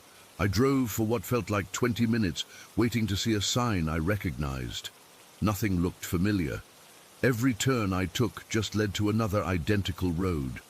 The houses were getting farther apart, the spaces between them darker. My phone was in my bag on the passenger seat, but this was before everyone had smartphones with GPS built in. My phone was just for calls and texts, and the service out there was patchy at best. I remember the fuel gauge was sitting at just under a quarter tank, and that little needle started to feel like a ticking clock. The panic wasn't sudden. It was a slow creep. It started with me just sitting up a little straighter, gripping the wheel a little tighter. Then I was leaning forward, my nose almost touching the windshield, peering into the darkness for any landmark. My heart was starting to thump a little harder in my chest. I tried to reason with myself. I'm just lost. I'll find my way back. I'll just turn around at the next driveway. But the next driveway wasn't for a long time. I was on a straight stretch with deep drainage ditches on either side. No place to turn around. I decided I'd pull over, get my phone, and try to call my dad. Just the thought of hearing his voice was calming. I saw a wider spot on the shoulder up ahead, just a gravelly patch where the trees thinned out. I put my blinker on, like anyone was around to see it, and pulled over. The car settled, the engine rumbling. I unbuckled my seatbelt and twisted to grab my bag from the back seat. That's when I saw it. A movement in the field to my right. Not like an animal, but a person. My first thought was relief, like, oh good, someone who can give me directions. That thought lasted for half a second. He was just there, standing at the edge of the field, maybe 50 feet from my car. The tall, dry grass came up to his waist. He wasn't moving. He was just staring at the car. The light from my dashboard wasn't enough to see him clearly, just a tall, thin shape, darker than the darkness around him. I froze, my hand still on my backpack. My brain was trying to process it. What is he doing out there? Why is he just standing there? Then he started walking towards the car. It wasn't a casual walk. It was purposeful, direct. He came out of the field and onto the shoulder of the road, his eyes locked on my driver's side window. My heart just dropped into my stomach. It was a physical feeling, a cold weight. I fumbled for my seatbelt, my fingers suddenly numb and clumsy. The click of the buckle snapping into place was the loudest sound in the world. My keys were still in the ignition. I turned them. The engine was already running. I'd forgotten I'd left it running. The stupid, mundane relief of that was overwhelming. I shoved the gear shift into drive, my hands slipping on the plastic. I looked up and he was right there, right at my window. His face was pale and gaunt, like he was sick. His hair was dark and stuck to his forehead. He wasn't old, but he wasn't young either. He was just a man.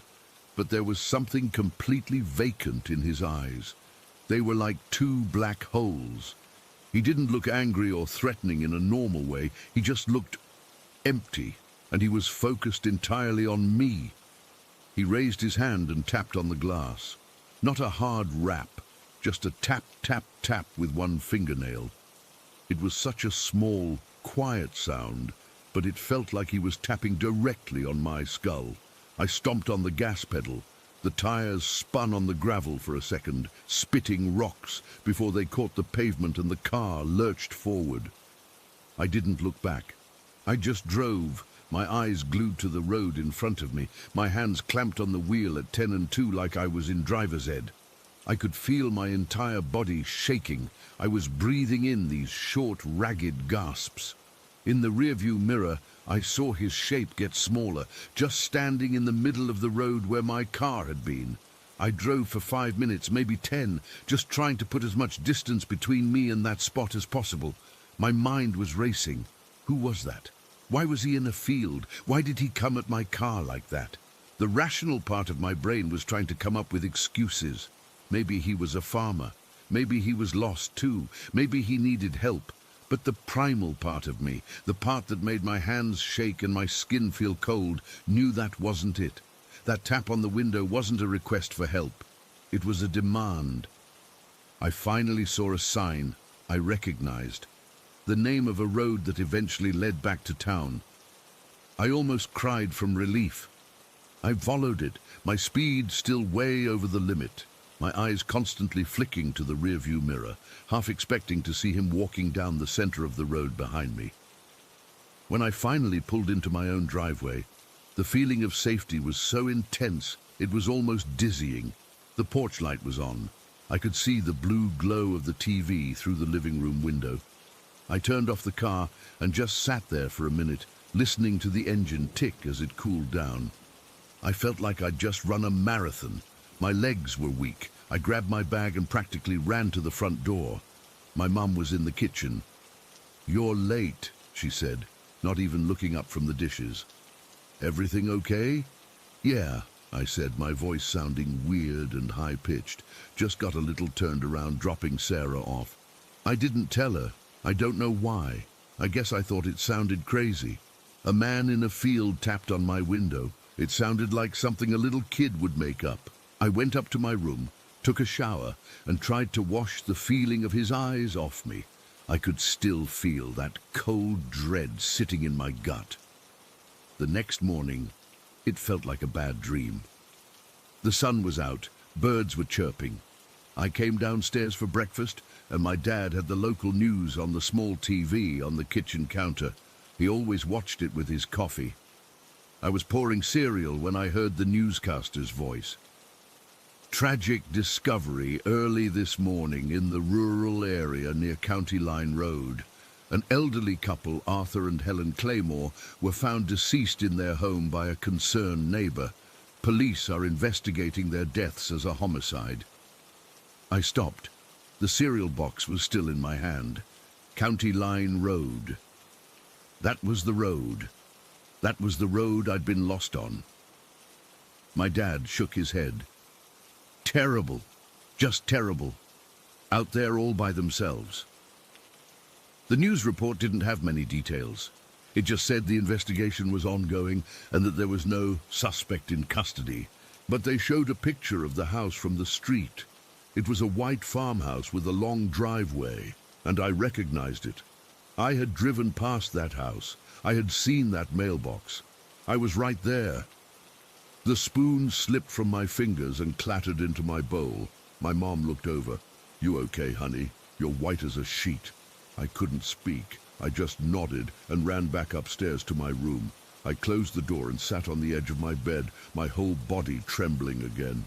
The timeline started clicking into place in my head with a horrible mechanical precision. I got lost. I pulled over. He came out of the field. He tried to get into my car. I sped away. And sometime after that, probably not long after, an old couple a mile or so down that same road was murdered. He wasn't just some creepy guy in a field. He was out there for a reason. He was coming from somewhere, or going to somewhere. And I had stopped my car, a car with a 16-year-old girl all alone in it, right in his path. That tap on the window, that was him checking if the door was locked. He was trying the handle. If my doors had been unlocked, if I'd been a second slower. I never told my parents. I never told the police. What would I have said? I saw a man in a field. I was too scared, and I felt this weird crushing guilt, like I could have done something, even though I knew, logically, there was nothing I could have done. The police never caught anyone for it. The case just went cold. For months, I had nightmares, not about monsters or ghosts, but about that pale, gaunt face in the window and the sound of a single fingernail tapping on the glass. I'd wake up sweating, my heart hammering, and I'd have to get up and check that all the doors and windows in the house were locked. I still think about that couple. I never knew them, but sometimes I look them up online. There's hardly anything about them, just their obituaries and a few old articles about the unsolved case. I wonder if he was on his way to their house when I saw him. I wonder if my headlights spooking him, or me speeding off, changed his plans in some way. Or if I was just a distraction, a potential target that got away, and he just moved on to the next one. I don't know, I'll never know. All I know is that I was in the wrong place at the worst possible time, and the only thing that saved me was a habit I'd gotten from my dad, who always told me to keep my doors locked when I was driving. That, and the fact that my engine was already running. Two small, stupid things. That's all that was between me and whatever happened in that white farmhouse down the road. Sometimes the world just feels that thin. One locked door, one turn of a key, and then nothing is the same ever again. Bididi, Story 8. It was the kind of house you see in picture books, the ones with big oak trees in the front and a wraparound porch that just begged for a rocking chair. We moved in during the sticky heat of late August, and I remember thinking it was the coolest place I'd ever seen. I was 11, maybe 12, that age where you're not a little kid anymore, but you're not a teenager either, and a new house felt like a whole new world. It was all red brick and white trim, built way back in the early 1900s. My dad was thrilled with the character, and my mum loved the big kitchen. For me, it was the upstairs that was the most interesting. It was a maze of rooms with slanted ceilings and closets that felt like they went on forever. But there was one spot that never felt right. The upstairs bathroom. It was at the end of the hall, and it was always a few degrees colder than the rest of the house. In that bathroom, behind this big, heavy wooden shelf that was built into the wall, was a door. It wasn't a normal door. It was small, maybe only 3 feet tall, made of the same dark wood as the rest of the house, with a simple metal latch. A crawl space door. I hated it from the first time I saw it. My dad had pulled the shelf away from the wall. It was on these little wheels that squealed like a dying animal, to show me. He said it was just for access to the plumbing, that all old houses had them. But the feeling that came out of that dark rectangle was something else. It was a thick, heavy feeling, like walking into a wall of cold, damp air. It smelled of old wood and dust. But underneath that, there was something else. Something sour, like forgotten laundry or wet stone. I never wanted to be in that bathroom alone, and I always made sure that wooden shelf was pushed right back up against the door, like I could block it out. Life settled into a routine. School started, I made a couple friends, and the house started to feel like home, except for that bathroom. After a few months, maybe around late October when the days got shorter, the noises started. It began with the tapping. I'd be lying in bed, right around the time the house got quiet, and the only sound was the hum of the refrigerator downstairs. My room was right next to the bathroom. I'd hear it, a faint, deliberate tap, tap, tap. It wasn't random. It wasn't the house settling or a pipe knocking. This was a rhythm. It was slow, patient. It came from directly behind that crawl space door. The first few times I wrote it off. An old house makes noises, right? That's what my mom said when I mentioned it one morning.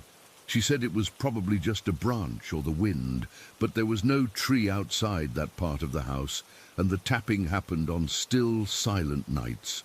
I started dreading going to bed.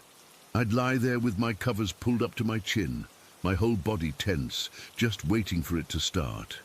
And it always did. Tap, tap, tap. It felt like it was counting down to something. I had a dog back then, a little terrier mix named Daisy.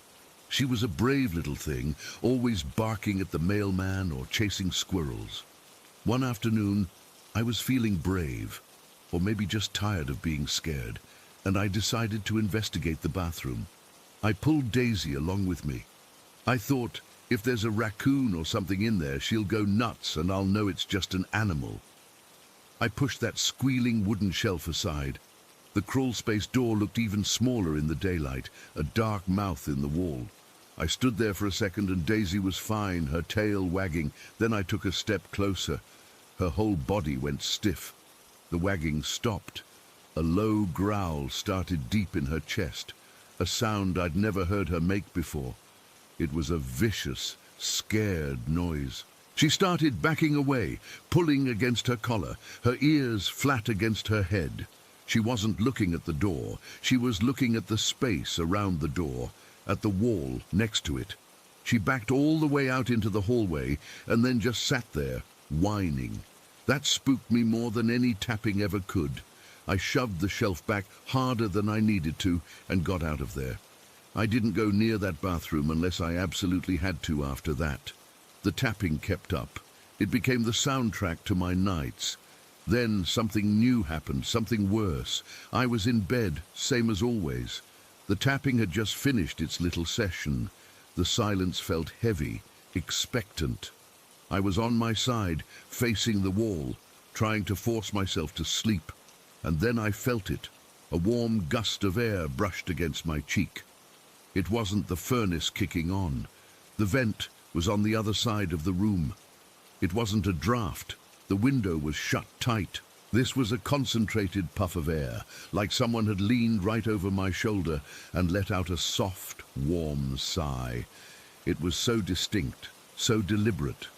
I felt the heat of it on my skin, the way it moved a few strands of my hair. I froze. My heart wasn't just beating fast. It felt like a bird trying to smash its way out of my ribcage. I didn't move a muscle. I just lay there, staring at the wall, my entire body screaming at me to run. But I was paralyzed. The room was empty. I knew it was empty, but I had felt it. The warmth lingered on my cheek for a few seconds before fading away, leaving a cold dread in its place. That was the moment it stopped being about weird noises. That was the moment it became personal. The next day, I did what any kid in the early 2000s would do. I went on the family computer, waited for the dial-up to screech and connect, and I started searching. I didn't even know what to type. Warm breath feeling in empty room? The search results were a mess of weird websites and forums, but I found a thread on some paranormal message board. People were talking about the exact same thing. They called it a spirit breath. They said it was a sign of a presence making direct contact. Reading those words on the glowing screen in our dark basement computer room made my stomach drop. It wasn't just in my head. Other people had felt it too. After the breath, the house got louder. Not in a banging, poltergeist kind of way. It was subtler, more insidious. I started hearing soft murmurs from the attic storage room, which was right above my bedroom. It wasn't like hearing a conversation from another room.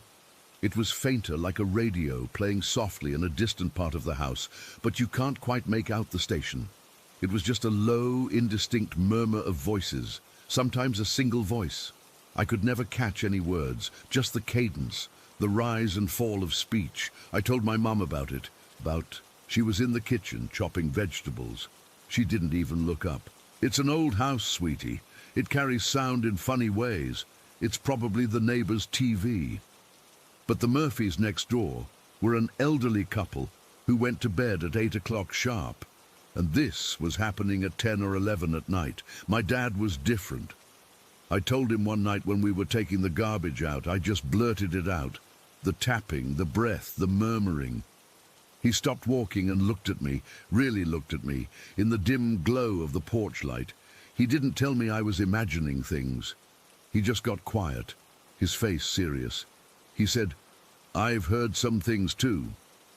He never specified what, but he started checking the locks on the doors and windows twice every night. Knowing he took it seriously somehow made it more real and more terrifying. Months went by. Winter turned to spring. We'd all gotten kind of used to the weirdness. It was just part of living in the house. The tapping was our strange, creepy lullaby. Then we found the card. It was a Saturday morning. My mom was building a fire in the living room fireplace because there was a late spring chill in the air. She called my dad over. Propped up against the inside of the fireplace, right on the hearth, was a small, rectangular piece of thick, creamy paper.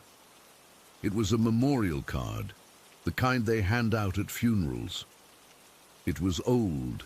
The edges were soft and yellowed. In elegant, faded script, it read, "In loving memory of Margaret, born 1919, died 1987. We all stood there, staring at it. Nobody had ever seen it before. We'd lived in the house for almost a year. How did a funeral card from the 1980s get inside our fireplace? My dad said it must have fallen down the chimney, but that made no sense. The flue was closed. My mom, trying to lighten the mood, said a previous owner must have left it behind and it just got shuffled around, but that wasn't the end of it. The card would appear in other places. A few days later, it was on the kitchen counter. A week after that, it was on the bottom step of the staircase. It was never placed, obviously, like someone was playing a prank. It was just there, as if it had always been there and we just hadn't noticed. Then it would be gone for a week or two, and we'd all try to forget about it until one of us would find it again. On a bookshelf, on the seat of a dining room chair, it was like the house was reminding us, remember Margaret. The final thing, the thing that ended it all for me, happened on a night I was home alone. My parents had gone to some fundraiser dinner for my dad's work. They'd only been gone about half an hour. I was in the kitchen, making myself a cup of hot chocolate. The house was quiet, just the sound of the microwave humming and the spoon clinking against the mug. I was stirring the powder into the hot water, watching the swirls. not thinking about anything in particular. And then I heard the piano. It wasn't faint, it was loud. It was the sound of a piano being played with force, like someone was really putting their back into it. A rich, full classical piece, but it was muffled, distorted, like it was coming from the other side of a thick wall or from deep underwater. The sound seemed to vibrate through the floorboards, up through my feet. I stopped stirring. My hand froze. The music swelled, filling the empty house. It was beautiful and horrifying all at once. We didn't own a piano. The neighbors, the Murphys, they didn't own a piano either. And even if they did, the sound wouldn't be this loud, this pervasive, this inside the house. And I knew for a fact they were away for the weekend. I'd seen them loading their suitcases into the car that afternoon. My first thought was pure animal panic. Someone is in the house. I grabbed the biggest knife from the wooden block on the counter. My hand was shaking so badly I could barely hold it. The music kept playing, this passionate, desperate song. It was coming from the living room. I crept to the kitchen doorway, my back pressed against the wall. My heart was hammering in my ears, almost drowning out the music. I peeked around the corner into the living room. It was empty. The music was still going, loud and clear, but the room was dark and still. The chairs were empty. The couch was empty. There was no one at the non-existent piano. The sound wasn't even coming from one specific spot. It was just in the air. I took a step into the room, the knife held out in front of me like a pathetic shield. The music was all around me now, the notes crashing together. I felt like I was standing inside the speaker at a concert. I could feel the vibrations in my teeth, and then it stopped. It didn't fade out. It didn't end with a final chord. It just ceased. 1 second the house was filled with this roaring, muffled piano music, and the next there was nothing, just the ringing silence in my ears and the frantic thumping of my heart. I stood there in the middle of the dark living room, holding a kitchen knife, completely alone. The silence was heavier than the music had been. I don't know how long I stood there, maybe a minute, maybe 10. I was just frozen, trying to make sense of what had just happened. My brain was scrambling for a logical explanation. A radio left on, a TV in another house, a car driving by with its stereo blasting. But I knew with a cold, sinking certainty that it was none of those things. The sound had been inside these walls. I never told my parents about the piano. What would I have said? I just put the knife back in the block, poured my now cold hot chocolate down the sink, and went upstairs to my room. I sat on my bed with the lights on until I heard my parents' car pull into the driveway. We moved out about a year later. My dad got a new job in another state. I never found out who Margaret was. I never learned what the tapping meant or whose breath I felt on my cheek. I'm an adult now. I have a house of my own, and I still think about it. I still sleep on my right side, never my left, because my left cheek is the one that felt the warmth. And sometimes on a quiet night, if I hear a certain kind of muffled sound from another room, my heart will skip a beat and my blood will run cold. And for just a second, I'm 12 years old again, standing alone in a dark living room, listening to a ghost play the piano. Story 9. I was maybe 7 or 8 years old. Our house was old, the kind of old that settles into its bones with groans and whispers, but it had always just been home to me. It was a Tuesday. I remember that because my mom had just gotten back from her weekly grocery run, and the kitchen was full of brown paper bags. I was in the living room on the floor, trying to build this ridiculously complicated spaceship out of Legos. The TV was off. The house was quiet, the kind of quiet that feels thick and heavy after all the noise of unpacking groceries. That's when I first saw the rocking chair move. It was my mum's chair, an old wooden thing with a faded floral cushion that sat in the corner by the big picture window. It wasn't rocking, not like someone was in it. It was more like a shiver, just a single, slow, back and forth motion, the kind of movement you'd make if you just nudged it with your knee. I stopped what I was doing, my hand frozen over a red Lego brick. I stared at it. Nothing. It was still. I figured maybe a truck had rumbled by outside, something heavy enough to vibrate the floorboards. I went back to my spaceship, dismissing it. But then it happened again. This time, it was two rocks, forwards and back, forwards and back. A deliberate rhythmic motion that lasted just a second too long to be a coincidence. A cold little knot started to tighten in my stomach. This wasn't a truck. The street was quiet. There was no one else in the room. I remember the specific sound it made, not a loud creak, but a soft, dry groan, the sound of old wood under a gentle, unseen pressure. I held my breath, my eyes locked on the empty seat. The cushion was slightly dented from where my mom usually sat, and I watched that dent, half expecting to see it compress further. Nothing. The chair was still again. I tried to convince myself I was being stupid. I was a kid with a big imagination. But this wasn't my imagination. This was a physical thing happening right in front of me. I could feel the reality of it in the prickling on the back of my neck. I decided to just not look at it. I focused hard on my LEGOS, trying to find the right piece, my fingers fumbling. I could feel the space behind me, the space where the chair was, and it felt occupied. That's when I heard the click from the kitchen. It was a small, sharp sound.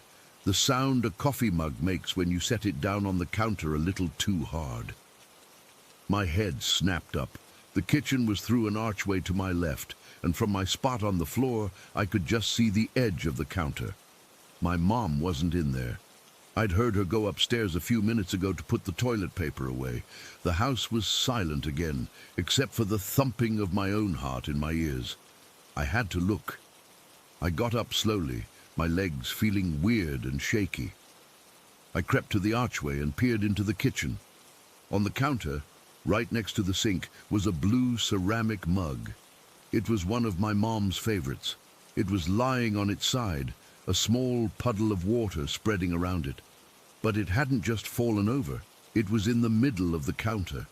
If it had just tipped, it would have been right at the edge. This mug was a good foot away from the edge. It was as if someone had picked it up and placed it on its side. There was no one there. The back door was locked.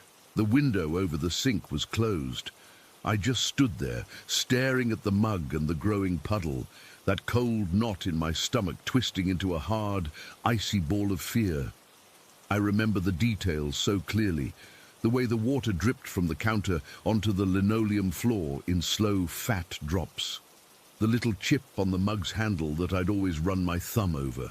The absolute, deafening silence of the house that was suddenly so loud. This wasn't a coincidence. The chair, and now this. Something was wrong. I didn't want to be alone. I needed my mom.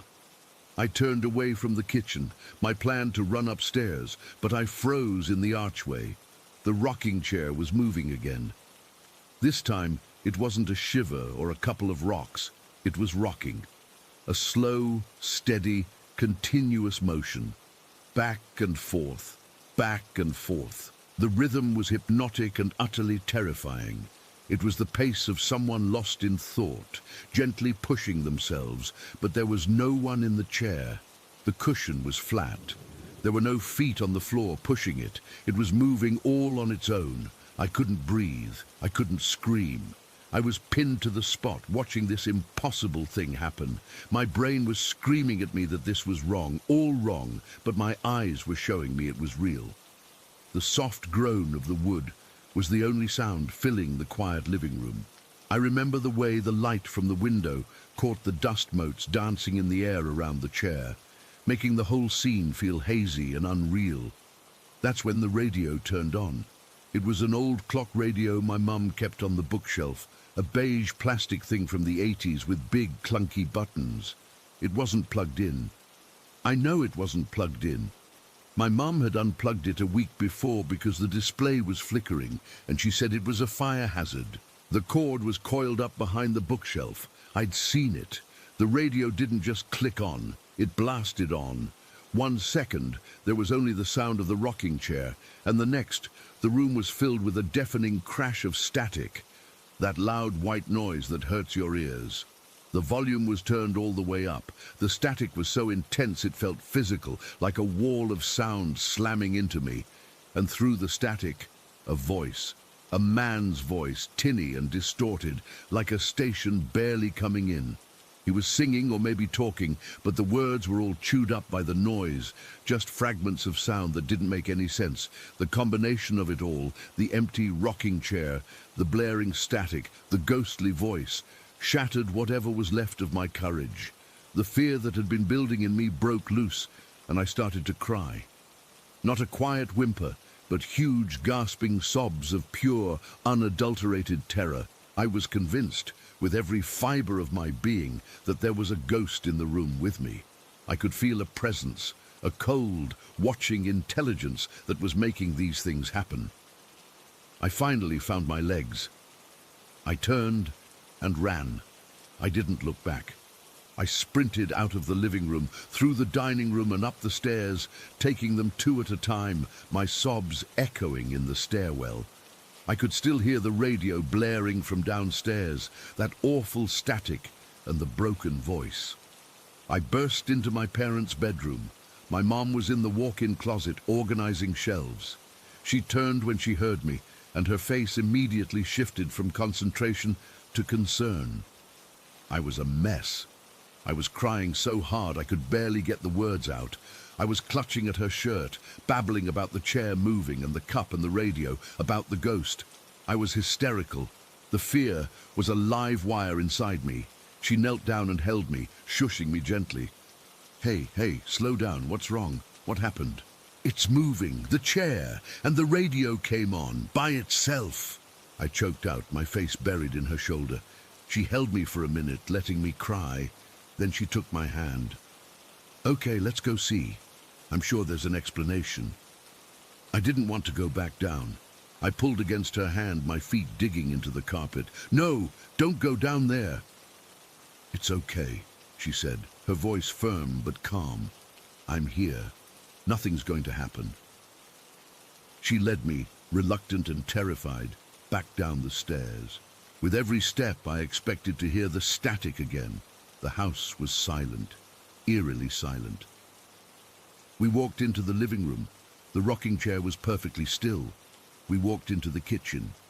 The blue mug was upright, sitting in the dish drainer next to the sink. The counter was dry. There wasn't a single drop of water anywhere. My mum looked at the counter, then back at me. See, everything's fine. But it was there. It was on its side. There was water, I insisted, my voice trembling. She walked over to the bookshelf. The beige radio was dark and silent. She picked it up. The cord was still unplugged, coiled neatly behind it. Sweetie, she said, her tone shifting from concern to gentle dismissal. The radio isn't even plugged in. It can't turn on. You must have had a bad dream. It wasn't a dream, I cried, the frustration mixing with my fear. I was awake. The chair was moving. I saw it. She sighed, a soft, tired sound. She put the radio back on the shelf. It's an old house, honey. It makes noises. The floors settle. Maybe you saw a shadow and your imagination got the best of you. She ruffled my hair. You were probably just playing too hard and got yourself all worked up. How about some lunch? And that was it. The case was closed, as far as she was concerned. The terror I had felt, the absolute certainty of what I had seen and heard, was reduced to an overactive imagination and settling flaws. She made me a peanut butter and jelly sandwich, and the rest of the day went on like normal. But nothing was normal for me ever again. The security I had felt in my own home was just gone. I had seen the curtain twitch, seen a glimpse of something behind the world I knew, and my mum's simple, logical explanation couldn't cover it up or make it go away. The memory of that empty rocking chair and the blaring static from an unplugged radio was burned into my mind, a secret, terrifying knowledge that I carried with me from that day forward. I never figured out what it was. I just know what I saw. Story 10. My room was small, with pale yellow walls and a window right next to my bed. The window faced the backyard, and if I craned my neck just right, I could see a sliver of the night sky between the branches of the big oak tree outside. That night, I was lying in bed, staring out that window, waiting. The house was quiet. My dad was supposed to be checking on me later, but he was probably watching TV or something downstairs. I could hear the faint hum of the refrigerator from the kitchen, and every now and then the floor would creak as someone moved around. But mostly it was just me in the dark. I remember the pillowcase was scratchy against my cheek. It was one of those old ones my mum had washed 1,000,000 times, and the fabric had gotten kind of rough. I had the tooth tucked under there, wrapped in a little piece of tissue paper so it wouldn't get lost. I was trying to stay awake, but my eyes kept getting heavy. To keep myself from dozing off, I focused on this one star I could see through the window. It was really bright, way brighter than the others, and it seemed to be just hanging there, not twinkling much, just a steady white pinprick in the blackness. I don't know how long I stared at it, maybe 10 minutes, maybe half an hour. Time kind of slips away when you're a kid waiting for something, but then something changed. The star started to move. At first, I thought I was imagining it, like when you stare at something too long and it seems to shift. But no, it was definitely moving. It wasn't falling fast, like a shooting star. It was slow, almost deliberate, and it was getting bigger. My heart started to beat a little faster, and I sat up a bit, propping myself on my elbows. I remember thinking, is this part of the tooth fairy thing? But that didn't make sense. The tooth fairy wasn't supposed to be a star. As it got closer, the star didn't look like a star anymore. It turned into this glowing, pulsing orb, kind of like a light bulb, but softer, and it had a faint buzzing sound, like a bee trapped in a jar. The buzz was low at first, but it grew louder the closer it got. I could feel it in my teeth, this weird vibration that made my jaw ache. I was frozen. I mean literally frozen. I couldn't move my arms or legs, couldn't even blink. My breath caught in my throat, and I felt this cold sweat break out all over my body. It was like that feeling when you wake up from a nightmare and you're paralyzed for a second, but this was real, and I was wide awake. The orb kept coming toward my window. It wasn't moving in a straight line. It kind of wobbled, like it was floating on water. The light from it was intense, but not blinding yet. More like a hazy glow that made everything in my room look washed out. I could see the dust motes in the air dancing in the light, and the shadows on the walls stretched and twisted. The buzzing got so loud that it drowned out everything else.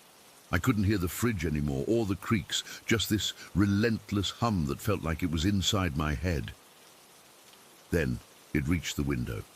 I expected it to smash through the glass, but it didn't. It just passed through, like the window wasn't even there. No sound of breaking, no shards flying. It slid right in, and the buzzing intensified until my ears were ringing. The orb floated into the middle of my room, maybe 3 feet from my bed, and it hung there, pulsating. The light was so bright now that I had to squint, but I still couldn't look away. It was warm but not hot, like standing near a heater on a cold day. I could feel the heat on my skin, and it made the hairs on my arms stand up. I tried to scream, but nothing came out. My mouth was dry and my throat felt tight. I remember my heart pounding so hard I thought it would burst out of my chest. I was terrified, but also curious in a weird, detached way. What was this thing? Was it alive? The orb seemed to be studying me, though it had no eyes or face, just this glowing, featureless shape that pulsed in rhythm with the buzzing. The pulses got faster, and the light brightened until everything was pure white. I couldn't see my room anymore, just this blinding whiteness that felt like it was soaking into me. My skin tingled, and I had this sensation of floating, like I wasn't lying on the bed anymore, but drifting in nothingness. Then, just as suddenly as it started, it was over. I gasped, a sharp, involuntary intake of breath, and sat bolt upright in bed. The room was dark again, except for the faint moonlight filtering through the window. The orb was gone. The buzzing was gone. Everything was quiet, too quiet, like the world had been muted. I was shaking, my pajamas damp with sweat, and my heart was still racing. I looked around, disoriented. Something felt off. The clock on my bedside table said it was after 2 in the morning. That couldn't be right. I'd been staring at the star around 9 or 10, I think. Time had jumped forward hours, but it felt like only seconds had passed. My first instinct was to check under my pillow. My hand trembled as I reached under there, and sure enough, the tooth was gone, replaced by a crisp $1 bill. I held it up in the dim light. It felt real, papery and cool against my fingers. For a second, I almost convinced myself that it was the tooth fairy, that I'd fallen asleep and dreamed the whole orb thing, but I knew I hadn't. I'd been awake the entire time, frozen and aware. Then I remembered my dad. He usually came in to check on me before he went to bed, around 11 or so. I listened for sounds in the house, but it was dead silent. No TV, no footsteps, nothing. I got out of bed, my legs wobbly, and crept to my door. I opened it slowly, peeking into the hallway. The lights were off, and my parents' bedroom door was closed. I tiptoed down the hall and pushed their door open a crack.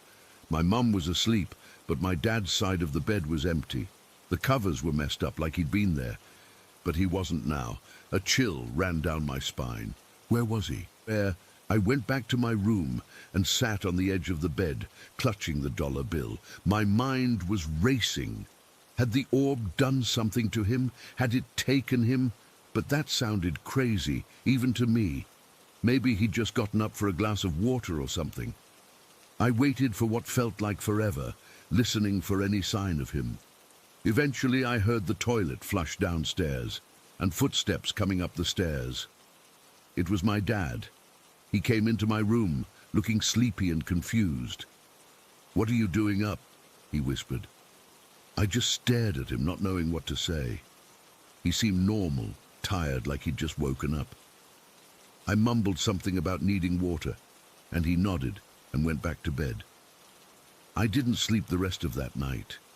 I kept staring at the window, half expecting the orb to return, but it never did. The next morning, everything was back to normal. My dad was at the breakfast table, reading the paper, and my mom was making pancakes. I didn't tell anyone what happened, not then, not for years. What would I say? "Hey, Mom, a glowing ball came into my room and froze me, and I think it made time skip." They'd think I had a nightmare or was making it up. So I buried it, convinced myself it was a weird dream mixed with the tooth fairy excitement. But it never quite left me. Over the years, I'd get flashes of it, the buzzing, the light, the feeling of being trapped. Then when I was 16, I had this dream. I was drifting in this place that wasn't anywhere, just endless white space. And there was this being made of light, featureless, like the orb, but more human-shaped. It didn't have a face or anything, but I felt it pushing me away, and I heard a voice in my head, clear as day, saying, "Not yet." The shape felt familiar, like the same presence from when I was a kid. When I woke up, I was sweating and scared, and it all came rushing back, the star, the orb, everything. I've only started remembering it clearly recently, like my brain decided it was time to unpack it. I still don't know what it was. Maybe it was some kind of sleep paralysis or a hallucination, but it felt too real. The physical sensations were too vivid. The buzz in my teeth, the heat on my skin, the way time just vanished. I've never seen anything like it since, and I've spent nights staring at the sky, hoping for another glimpse, but also dreading it. Whatever it was, it left me with this unease that I can't shake, like there's something out there that doesn't follow the rules. and for a few hours one night it decided to visit me. Story 11. I was 13 years old, and it was a Tuesday. I remember that because Tuesdays were when my mom did her big grocery shopping trip, which meant the house would be empty for a good 2, maybe 3 hours. My best friend was over, the one who lived 2 streets over and was practically my shadow. We were bored, the kind of deep, aching boredom that only a 13-year-old in a quiet suburban house can feel. The TV was all reruns. We'd already painted our nails, and we'd exhausted all the usual gossip from school. It was her idea. She'd found it in her older sister's closet, tucked away under a pile of old sweaters. A Ouija board. The box was a little dusty, the cardboard corners softened with age. We'd both heard the stories, the warnings from teachers and camp counselors, the whispered tales from other kids at sleepovers. We thought it was all a joke, a piece of plastic made by the same company that made Monopoly. How scary could it be? We set it up on the floor of my bedroom, on the scratchy beige carpet right between my bed and my dresser. The room felt different already. The afternoon sun was coming in through the window, but it felt heavy, like the light itself was thicker than it should be. We sat cross-legged, facing each other, the board resting on our knees. Our fingers were on the plastic planchette, the little heart-shaped thing with a clear window in the middle. It felt cool and surprisingly light under my fingertips. We started with the dumb questions every kid asks. Is there anyone there? Nothing. Is my crush going to ask me to the dance? Nothing. We were about to give up, to pack it away and go back to being bored, when the planchette twitched. It was a tiny, almost imperceptible movement. I thought my friend was doing it. She looked at me, her eyes wide, and I knew she thought I was doing it. Then it moved again, more deliberately this time, sliding smoothly to the word, yes. My heart did a little flip in my chest. It was probably just us, our subconscious minds making our hands move. That's what I told myself. We asked who it was. The planchette moved, slow and sure, spelling out letters. Grandpa. A cold knot tightened in my stomach. My grandfather had passed away 2 years before. I missed him a lot.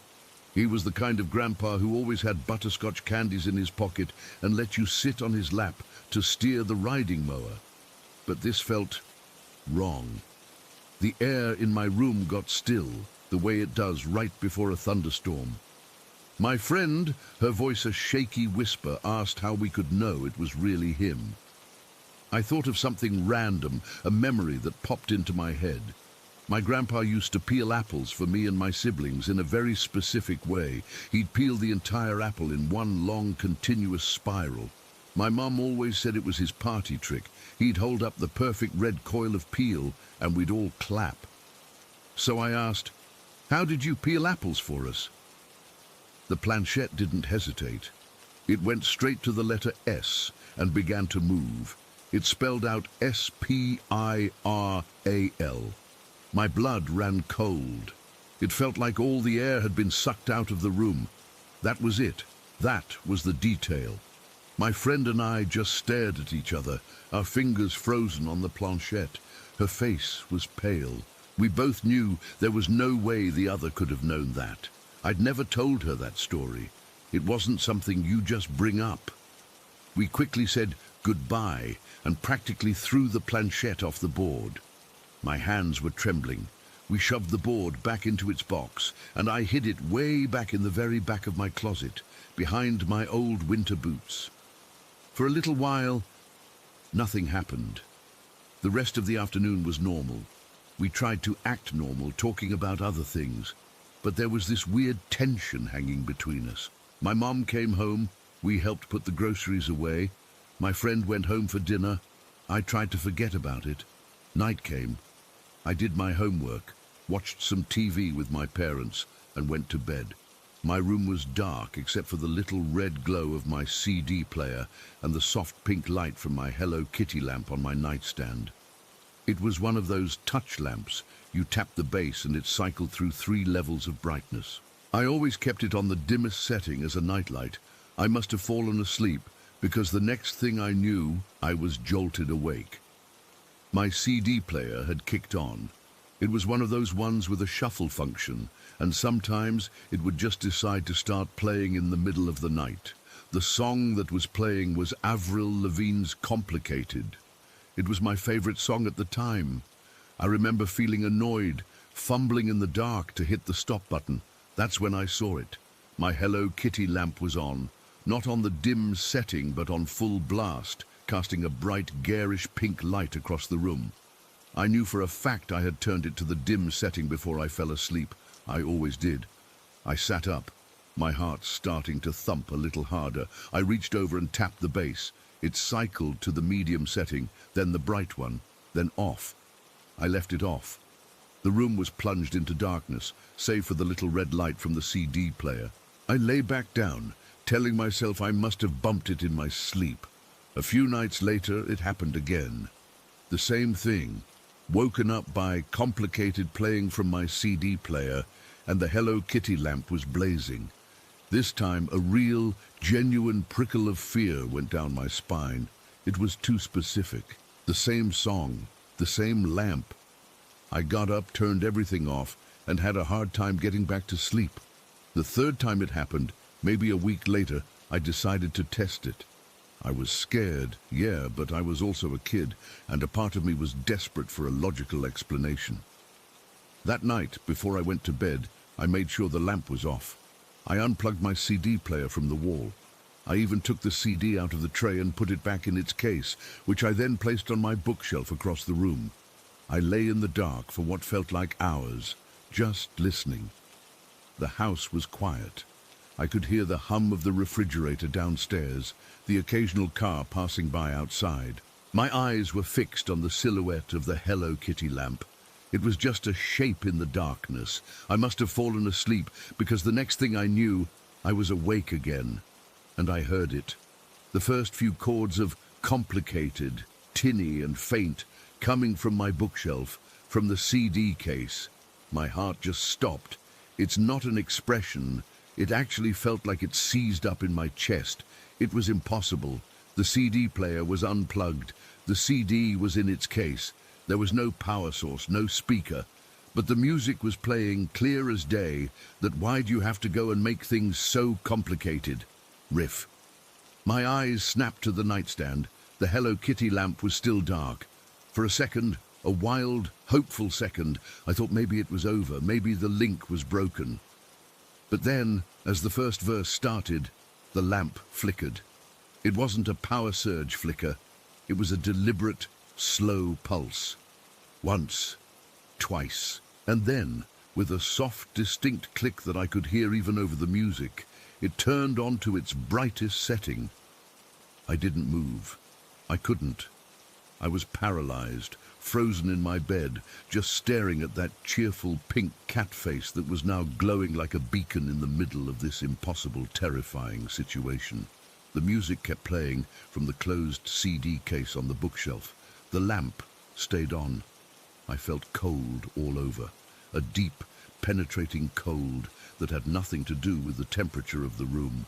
My skin was covered in goosebumps. I remember the feeling of my pajama pants against my legs, the texture of my sheets under my clenched fists, the dry, coppery taste of fear in my mouth. This was real. This was happening. And my mind, scrambling for any kind of anchor, connected it all back to that Tuesday afternoon on my bedroom floor. The Ouija board. The thing that said it was my grandfather. The thing that knew about the apple peel. And now this. A lamp turning onto a specific song. Not just any song, my favorite song. It felt like a mockery, a cruel joke. Was it him? Was this my kind, candy-giving grandfather? Or was it something else that had been in my room with us? Something that had lied about who it was? Something that was now playing with me? I don't know how long I lay there. The song eventually stopped. The lamp stayed on. I didn't sleep again that night. I just watched the lamp, waiting for it to do something else. My body tensed for any movement. any sound. When the first grey light of dawn finally started to seep through my window, I got up on shaky legs. I walked over to the CD case. It was cool to the touch. I opened it. The CD was just sitting there, inert. I put my hand on the Hello Kitty lamp. The plastic was warm. That was the day the real fear set in. It wasn't a jump scare kind of fear. It was a heavy, sinking dread that settled in my bones and made a home there. I never used the Ouija board again. I never told my parents. What would I have said? My lamp turns on when a song plays from a CD that's not in the player. They would have thought I was having nightmares. A few years later, when I was cleaning out my closet to get ready for high school, I found the Ouija board box still tucked behind my old boots. I didn't even open it. I carried it straight downstairs and out to the big trash bin by the curb. I threw it in, slammed the lid shut, and went back inside. I felt a small, fleeting sense of relief. But I still avoid that song. If it comes on the radio, I change the station immediately. My skin crawls and my heart starts to beat just a little bit faster. I can't hear those opening chords without being 13 years old again, lying in the dark, completely helpless, watching a pink cat lamp light up to a song that was playing from nowhere. I don't have any answers. I don't know if it was my grandfather trying to say hello in the only way he could, or if it was something else, something that pretended to be him just to get a foot in the door. All I know is that it happened, and sometimes, in the quiet of the night, I'll find myself staring at the power button on my bedside lamp, just waiting for it to glow on its own. Story 12. I'd been living in Rome for about 3 years, carving out a life as much as I was carving stone. My apartment was a small, 2-room place on the 3rd floor of an old building tucked away from the main tourist bustle. It was quiet, which I liked for my work, and it had these big, heavy wooden doors and shutters that made you feel secure, or at least they used to. The place was filled with the dust of my work, white marble powder that got into everything no matter how much you cleaned. That's why I'd hired Rosa. Rosa wasn't just a maid, she became a companion. For 2 years, she was there almost every day. She'd come in the morning, let herself in with her key, and the place would come alive with the smell of coffee and the sound of her humming old folk songs while she dusted around my half-finished angels and grotesques. She was from a village up north, and she had this way about her, a real warmth that filled the rooms. She'd bring me little pastries sometimes, scold me for working through lunch, and tell me stories about her mother. She was in her late 50s, I'd guess, with kind eyes and hands that were always moving, always doing something useful. When the cough started, it was just a dry, annoying thing. But within a few months, it got worse. It became this deep, rattling sound that echoed in the high ceilings of my apartment. I'd hear it from my studio, and my own chest would ache in sympathy. She got thin, too. Her cheeks, which used to be round and rosy, sank in. Her hands started to shake when she held a dustcloth. I told her to take time off, to rest, but she was stubborn. Pride, I think. She needed the work. Finally, about a month ago, it got so bad she could barely stand. I insisted. I gave her some money, more than she was owed, and she finally agreed to go back to her mother's house in the countryside to recover. She promised she'd be back, her voice a thin whisper. "I'll be back to tidy your chaos, Signora," she'd said, and she'd tried to smile. I helped her pack her small bag and watched her get into a cab. That was the last time I saw her alive. The days after she left were quiet, too quiet. The dust started to settle, literally. I'm not a messy person, but my work creates a certain disorder, and without Rosa there, it just accumulated. I missed the noise, I missed her. I'd find myself turning to say something to her and finding only empty space. I'm a practical person, a sculptor. My world is made of tangible things, the grain of wood, the cool weight of clay, the hard resistance of marble. I don't believe in things I can't touch. Ghosts and spirits were for storybooks, for the superstitious old women who crossed themselves when a black cat walked by. My disbelief wasn't a stance, it was just a fact of my existence, like the color of my eyes. The day it happened started out entirely normal. I'd worked late on a commission, a bust of some local politician's wife, and I was tired. My muscles ached, my fingers were stiff, and my mind was numb from the concentration. I remember locking up for the night. I was meticulous about it. I checked the big front door, turning the heavy iron key until the bolt slid home with a solid, satisfying thunk. I walked through the main room, my footsteps loud in the silence, and went into my bedroom. I closed that door too, and turned the smaller brass key in the lock. I always locked it. It was a habit from living alone in a big city, a little ritual of security. I got into bed, the sheets cool against my skin, and I fell asleep almost instantly, the deep, heavy sleep of exhaustion. I don't know what time it was when I woke up. It was still the deep, solid black of night outside my window. There were no streetlights right outside, so the darkness in my room was almost absolute. I didn't wake up slowly, drifting up from a dream. I woke up abruptly. My eyes snapped open and I was just awake, instantly, and I was filled with this feeling. It's hard to describe, but I'll try. It was a pressure, a change in the air, like when a storm is coming and the air gets thick and heavy, but this was inside my room. My heart was already hammering against my ribs, a frantic, panicked rhythm.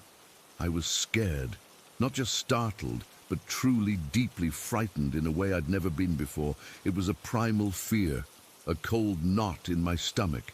I lay there, frozen, listening. The apartment was silent, but it was a wrong kind of silence. It felt watched. I held my breath, and that's when I heard it. A whisper. It was so faint I almost thought I'd imagined it, a trick of the mind in the dead of night. But it came again, just a breath of sound, threading its way through the heavy air. Harriet. My name. My blood went cold. It's a cliché, I know, but it's true. I felt a literal, icy chill wash over me, from the crown of my head down to my toes. My skin prickled into goosebumps. That was my name, but it wasn't spoken aloud in a normal way. It was breathed. It was intimate and terrifying. It sounded like it was right next to my ear, but when I jerked my head to the side, there was nothing there, just the dark. I pushed myself up, sitting bolt upright in bed. My back was pressed against the wooden headboard. I scanned the room, my eyes straining against the blackness. The shapes of my dresser, the chair where I'd thrown my clothes, the big armoire, they were all just darker lumps in the darkness. Nothing moved. I kept telling myself it was a dream, a night terror. I'd been working too hard. I was stressed about Rosa. It was my mind playing tricks. But the fear was too real, too physical. I could feel the sweat cooling on my forehead. My hands were clenched into fists, my nails digging into my palms. I don't know how long I sat like that, just staring into the dark, waiting. The silence pressed in on me, heavier than before. I was too scared to move, too scared to even reach for the lamp on my nightstand. I just sat and I waited. For what? I didn't know. For the whisper to come again, for a shape to move, for something, slowly, imperceptibly at first. The black outside my window began to soften. It shifted from ink black to a deep charcoal grey. Dawn was coming. The relief I felt was immense, a physical loosening in my chest. The rational part of my brain took over. See, it was just a bad dream. You got spooked. It happens to everyone. The room began to take on form and detail as the grey light filtered in. I could see the pattern on the rug, the grain of the wood on the floor. The fear started to recede, replaced by a shaky embarrassment. I let out a long, slow breath I felt like I'd been holding for hours. I was just about to lie back down to try and get another hour of sleep before the day properly began, when the clock in the main room began to chime. It was an old clock, a grandfather clock Rosa used to wind for me. It had a deep, resonant gong. It started to strike the hour. 1, 2, 3, 4, 5. 5 o'clock. On the final chime, my eyes, almost of their own accord, were drawn to the window. The heavy, dark green velvet curtains were drawn, but they didn't quite meet in the middle. There was a gap of about a foot, and in that gap something moved. A face peered out from behind the curtain. My breath caught in my throat. It wasn't a trick of the light, it was a face, a woman's face, and I knew that face. It was Rosa. But it wasn't the Rosa I'd last seen, gaunt and sickly, her skin pale and waxy. This was Rosa as I remembered her from a year ago, from before the consumption had really taken hold. Her cheeks were full.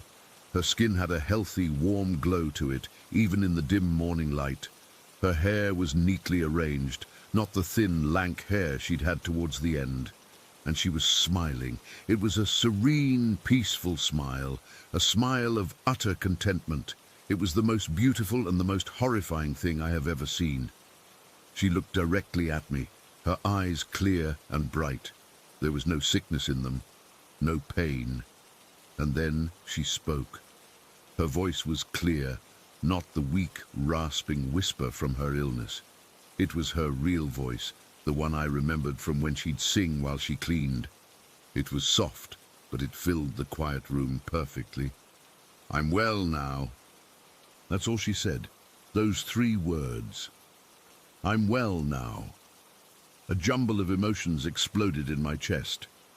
There was a shock of recognition, a surge of bizarre joy at seeing her looking so healthy. And then, crashing over all of it, a tidal wave of pure, undiluted terror. This was impossible. She was at her mother's house, miles away. She was sick. She couldn't be here. My locked door. The whisper. This wasn't right. Without thinking, driven by some insane impulse to prove to myself that this was real, that she was really there, I moved. I threw back the covers and swung my legs out of bed. The wooden floor was cold under my bare feet. I took 1 step, then 2, towards the window, my arm half outstretched, my mouth open to say her name. And she was gone. Not like she stepped away. She didn't fade. She vanished. Instantly. One moment she was there, solid and real, smiling at me from behind the curtain. The next moment, there was nothing. Just the dark green velvet and the pale grey light of dawn coming through the gap. I stood there frozen mid-step, my heart pounding so hard I could feel it in my ears. I stared at the empty space where her face had been. My mind was screaming. I spun around, my eyes darting wildly across the room. It was empty, just me. The air felt normal again. The heavy, oppressive pressure was gone. The room was just a room. My gaze fell on the bedroom door. The key was still in the lock, exactly where I'd left it. I stumbled over to it, my legs feeling like rubber. I grabbed the cold brass doorknob and turned. It was still locked. I fumbled with the key, my hands shaking so badly I could barely turn it. The bolt retracted with a scrape. I yanked the door open and stared out into the main room. It was exactly as I'd left it. My tools were on the workbench. A block of marble stood shrouded under a damp cloth. The front door at the far end of the room was still shut. I walked over to it on unsteady legs and checked it. Still locked. The iron key was still in the keyhole. No one had come in. No one had gone out. A cold, sickening certainty began to dawn on me. It wasn't a dream. It wasn't a hallucination. I had seen Rosa. I had heard her. And she had been... Well, I don't really remember getting dressed. I must have, because the next thing I knew, I was sitting at the small table in my kitchen nook, my hands wrapped around a mug of tea I didn't remember making. The tea was cold. I was just sitting there, staring at the wall, when my landlady, Signora Valeri, came by. She lived in the apartment below and usually came up around 8 to collect the rent or discuss building matters.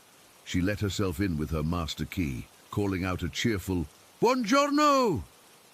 She stopped when she saw me. "Dio mio, Harriet," she said, her smile fading. "You look terrible. Are you ill?" I looked up at her. My voice, when it came out, was calm, eerily calm. It didn't sound like my own voice. It was flat, devoid of all the panic and confusion that was churning inside me. "Rosa is dead," I said. Signora Valeri's face went slack with surprise. She pulled out the chair opposite me and sat down, her eyes wide. "What? How could you know that? I just got the telephone call from her cousin not 10 minutes ago." I just looked at her, waiting. She passed away early this morning," Signora Valeri said, her voice now hushed and solemn. "At her mother's house, the cousin said it was very peaceful. She said it was at exactly 5 o'clock. I didn't say anything. I just sat there, the cold from the mug seeping into my hands. The terror I'd felt in the night was gone, replaced by a different kind of fear, a deeper, more profound dread. It was the shattering of my entire world. The solid, tangible reality I had built my life on was gone, broken into 1,000 pieces. Ghosts were real. The impossible was possible. Rosa had come to say goodbye. She had traveled in some way I could never understand, from her deathbed to my locked bedroom, to tell me she was well. And in that moment, I knew I would never feel safe in my own home again. The silence of the apartment wasn't peaceful anymore. It was waiting. The shadows in the corner of my eye weren't just shadows. The click of the lock, the sound that used to mean security, now felt like a lie. The world had cracked open, and something had looked back through, and I knew with a certainty that chilled me to the bone that it could happen again. Any time, anywhere. The fear never really left me after that. It's just here, a constant low hum in the background of my life. A reminder that everything I thought I knew was wrong, and that the dead don't always stay gone. Story 13. I never thought much about promises until the day Nova died. We were just kids when we made that stupid joke, back when we were hanging out in Jersey. Probably high on too much sugar and boredom. He said if he ever kicked the bucket, he'd come back as an orange tabby cat, just to mess with me. I laughed it off, told him he'd better not scratch up my furniture, and we left it at that. It was one of those things you say when you're young and death feels like a movie plot, not something that could actually happen to someone you love. But it did happen. Nova died in a car accident about 6 months ago, on a rainy Tuesday night. I wasn't there, but I might as well have been, because the guilt has been eating me alive ever since. That night, he was supposed to meet me in Queens, where I live with my sister, but I bailed last minute. I told him I was too tired from work, that we could hang out another time. He said it was cool, he'd just drive over to see some other friends. The roads were slick, and his car skidded off an overpass. I got the call from his mom around 2 in the morning, and my world just stopped. Since then, I've been carrying a piece of him with me, literally. I have this necklace, a simple silver chain with a small vial that holds some of his ashes. My sister helped me get it made. She said it might help with the grief. Most days, I just feel it there against my chest, a cold weight that reminds me of what I lost. But yesterday, everything changed. Yesterday was the day I realized that maybe, just maybe, Nova kept his promise. I woke up like any other day, the sun barely up, casting weak light through my bedroom window in Queens. My apartment is on the ground floor, which I usually hate because of the noise from the street. But that morning it was quiet. Too quiet. I rolled out of bed, my body heavy with that familiar ache of guilt. I could feel the necklace pressing into my skin, and I reached up to touch it like I always do. It's become a habit, this little ritual where I trace the outline of the vial and whisper sorry to Nova, even though he can't hear me. My sister Maya was already in the kitchen when I stumbled in. She's been staying with me off and on since the accident, worried I'm not coping well. She's older, always the practical one, but even she gets quiet when Nova's name comes up. That morning, she was making coffee, the smell filling the small space. "You look like hell," she said, not unkindly. I just shrugged and slumped into a chair. I didn't have the energy to tell her that I dreamt of Nova again, his laugh echoing in my ears like it was right there in the room. After coffee, I decided to go for a walk. I needed to clear my head, maybe grab some groceries. The air outside was crisp, the kind of late autumn day that makes you want to bundle up and hide indoors. I pulled on my jacket, the necklace tucked safely under my shirt, and headed out. Queens can be noisy, but our neighborhood is relatively calm, with rows of brick buildings and the occasional tree shedding leaves. I walked aimlessly, my mind drifting back to Nova. I remembered the last time I saw him alive. It was a week before the accident, and we were in Jersey, at our favorite spot by the river. We used to go there to skip stones and talk about nothing. That day, he was teasing me about being too serious, saying I needed to lighten up. "If I die, I'm coming back as a cat, dude," he said, that goofy grin on his face. "An orange one, so I can blend in with the fall leaves and scare the crap out of you." I punched his arm, told him to shut up, but we both laughed. It was so stupid, so us. Now, thinking about it, my chest tightens. Why did I have to cancel on him that night? If I'd been there, maybe he wouldn't have been on that road. I must have been walking for over an hour, because when I looked up, I was near the park, a few blocks from home. The sun was higher now, but the sky was gray, threatening rain. I decided to cut through the park to save time, my shoes crunching on fallen leaves. That's when I first saw the cat. It was an orange tabby just sitting on a bench, watching me. At first, I didn't think much of it. Stray cats are common around here, but something about the way it held itself made me pause. It wasn't skittish like most strays. It was calm, almost expectant. I kept walking, but I could feel its eyes on me. You know that feeling when someone is staring at you and the back of your neck prickles? That's what happened. I glanced back, and the cat was still there, its gaze fixed on me. Its fur was a bright, almost fiery orange, with those classic tabby stripes, and its eyes were this intense green that seemed to see right through me. I shook my head, telling myself I was being paranoid. Grief does weird things to your brain. I made it to the grocery store, grabbed a few things and started heading home. The whole time, I couldn't shake the feeling of being watched. Every time I turned a corner, I half expected to see that cat again. By the time I got back to my street, my heart was beating a little faster, like I'd been jogging. I let myself into the apartment, the door clicking shut behind me. Maya was in the living room watching TV, but she muted it when she saw my face. "You okay?" she asked. I just nodded, not wanting to explain the irrational fear creeping up on me. I put the groceries away and decided to sit on the couch for a bit. The necklace felt heavier than usual, the vial of ashes like a small stone against my collarbone. I pulled it out, holding it in my palm. The silver was warm from my skin, and I stared at it, wondering if Nova would ever forgive me for not being there. That's when I heard a soft scratching at the window. My living room has a big window that looks out onto the small patio area. I turned and there it was, the orange tabby perched on the windowsill, pawing at the glass. My breath caught in my throat. How did it find me?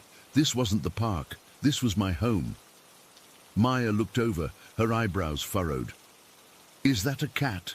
she said, getting up. "I've never seen it around before." I stood slowly, my legs feeling weak. The cat wasn't meowing or acting aggressive. It was just staring at me with those piercing green eyes. It felt like it was trying to tell me something. I walked closer to the window, my hand still clutching the necklace.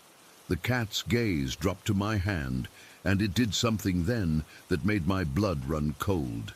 It lifted one paw and pressed it against the glass, right where the necklace was, as if it was pointing.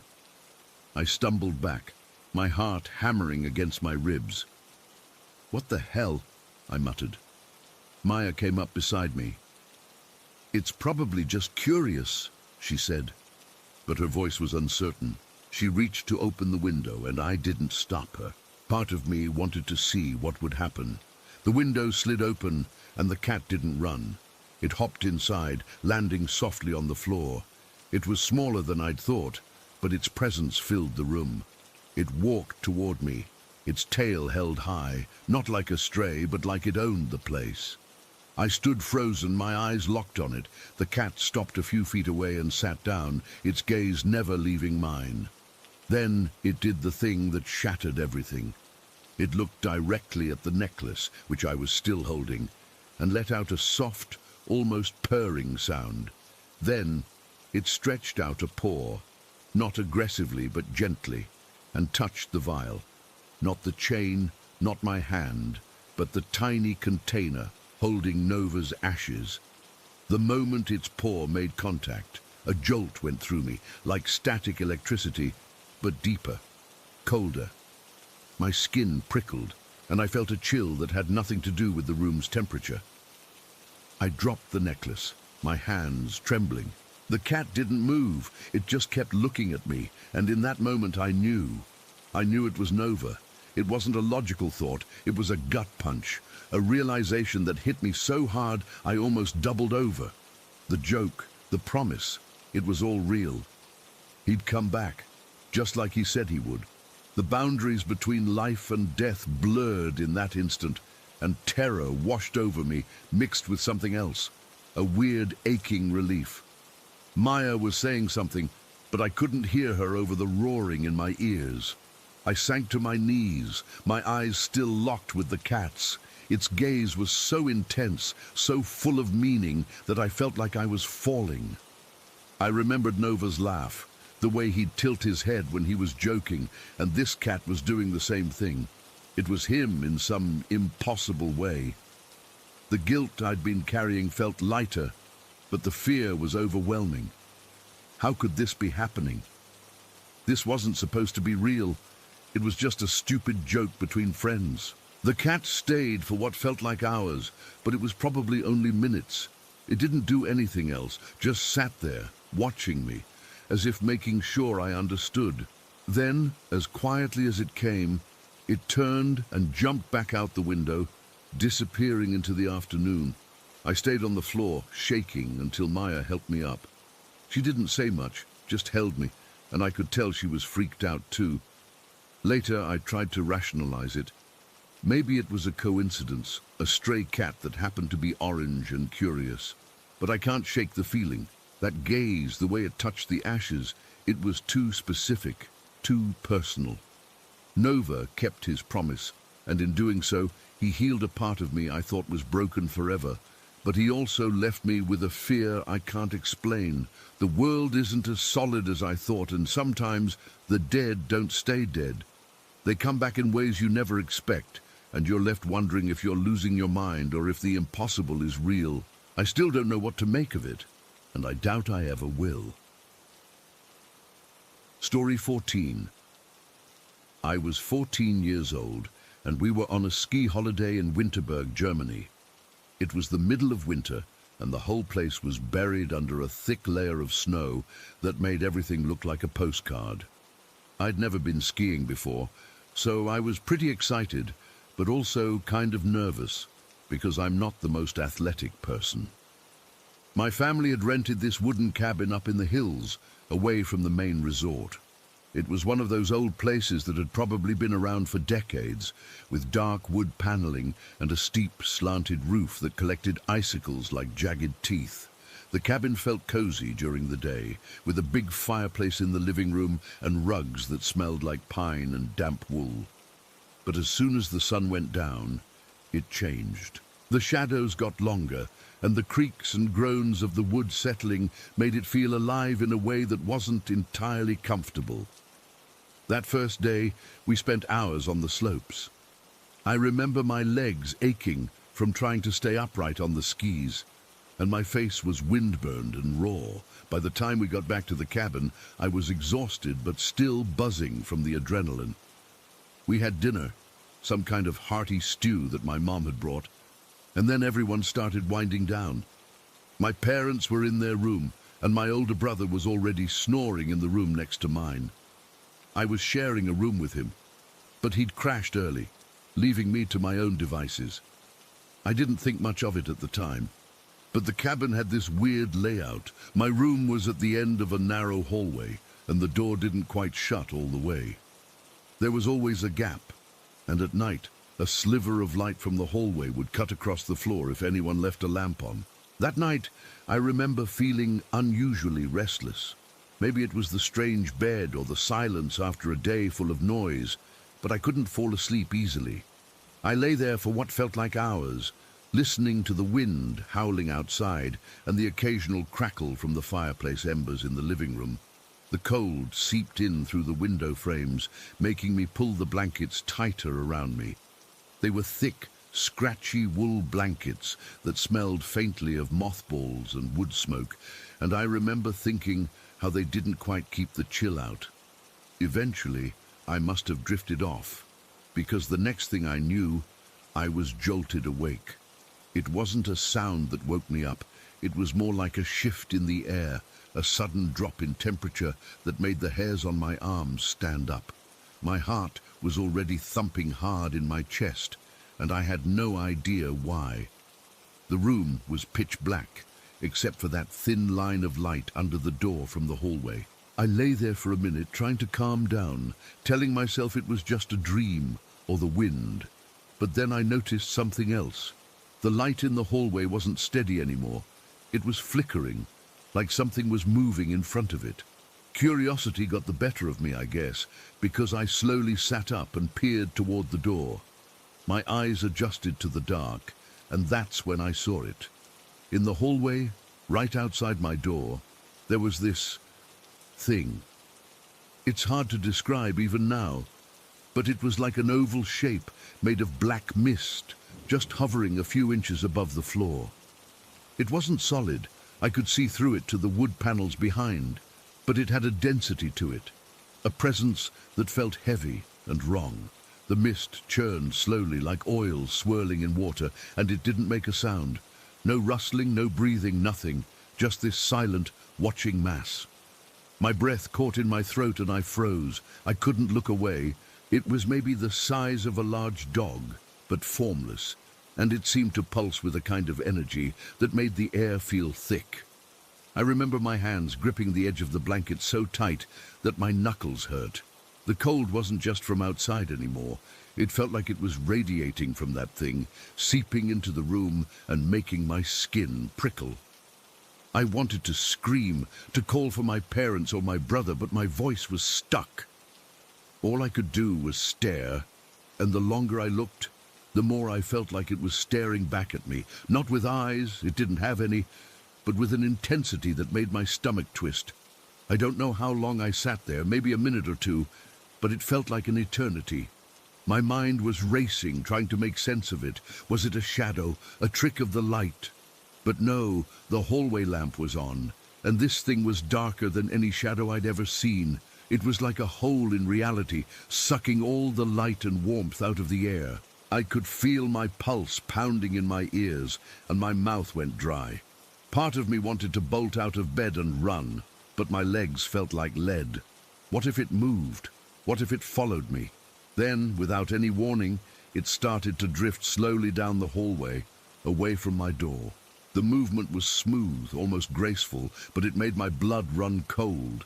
It didn't float like smoke. It glided as if it had purpose. I watched it until it disappeared around the corner toward the living room, and for a second I thought it was gone. But then the cold lingered, and I could still feel that presence, like a weight pressing down on me. I didn't wait to see if it would come back. I slid down under the blankets, pulling them over my head, and curled into a ball. The fabric scratched against my face, and I could smell my own fear, sweat, and that musty blanket smell mixing together. Under there it was dark and stuffy, but I felt a tiny bit safer. I kept my eyes squeezed shut, listening hard for any sound. The wind outside seemed louder now, whistling through the cracks, and I could hear the faint creak of the cabin settling. But no footsteps, no voices, nothing from that mist. I started counting in my head, trying to gauge how long it had been.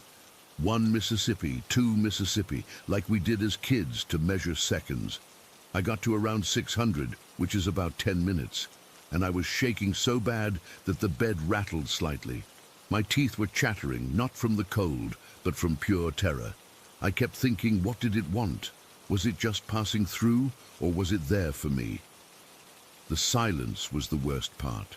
If it had made a noise, any noise, maybe I could have rationalized it away. But the utter quiet made it feel more menacing, like it was hiding something. After what felt like forever, I slowly peeked out from under the blankets. The room was still dark, but the light under the door was steady again. No flickering, no movement. I waited a few more minutes, my heart still hammering, before I dared to sit up. Everything seemed normal. The hallway was empty, and the cold had eased up a bit. I glanced at the clock on the bedside table. It was one of those old analog ones with glowing hands, and it read just past 2 in the morning. I'd only been awake for maybe 15 minutes, but it felt like hours. I didn't sleep again that night. I just sat there, wrapped in the blanket, staring at the door. Every little sound made me jump, the rustle of the trees outside, the hum of the refrigerator down the hall. My mind kept replaying the image of that black mist, churning and silent. I wondered if I should wake someone up, but what would I say? Hey, I saw a ghost in the hallway. They'd think I was dreaming or losing it. Plus, I was too scared to move from the bed. What if it was still out there waiting? As the sky started to lighten with the first hints of dawn, I finally felt brave enough to get up. My legs were stiff from sitting so long, and my head throbbed from lack of sleep. I crept to the door and opened it slowly, half expecting to see the mist again. But the hallway was just a hallway. Wooden floors, a runner rug, and a dim lamp on a table. Everything looked ordinary, but the memory of that presence hung in the air like a bad smell. I went to the bathroom and splashed water on my face, my hands trembling so much I could barely turn the tap. In the mirror, I looked pale, with dark circles under my eyes. I felt drained, like I'd been through a fight. When my family woke up, I didn't say anything at first. We had breakfast, and everyone was chatting about the skiing plans for the day, but I could barely focus. The cabin felt different now, less cozy, more sinister. The wood panels seemed darker, the shadows deeper. Later that morning, when we were getting ready to head out, I finally told my mom I wanted to swap rooms. I made up some excuse about my brother snoring too loud, but she gave me this look like she knew something was up. She didn't push it though, and we moved my stuff to a smaller room near the front of the cabin. It didn't have that hallway view, and I was grateful for that. I never saw the mist again after that night. We finished the holiday, and I tried to put it out of my mind, but it stuck with me. Years later, I told a girlfriend about it, and she said that black apparitions like that are supposed to carry malice, that they're not just neutral spirits. Hearing that sent a fresh chill down my spine, because it put words to what I'd felt, that watching silent presence wasn't just curious, it was hostile. But back then, on that day, all I knew was the terror of lying there, wondering what it wanted and if it would have hurt me if it had stayed longer. The not knowing is what haunts me even now. I can still feel that cold, see that churning black oval, and I have no explanation for any of it. It just happened, and then it was over, leaving me with a fear that never really went away. Story 15. It was one of those perfect August mornings in the Trinity Alps, the kind where the air is so clean it almost hurts to breathe, and the sun feels like a personal gift. I'd been on the trail for 3 days, completely solo, which is how I like it.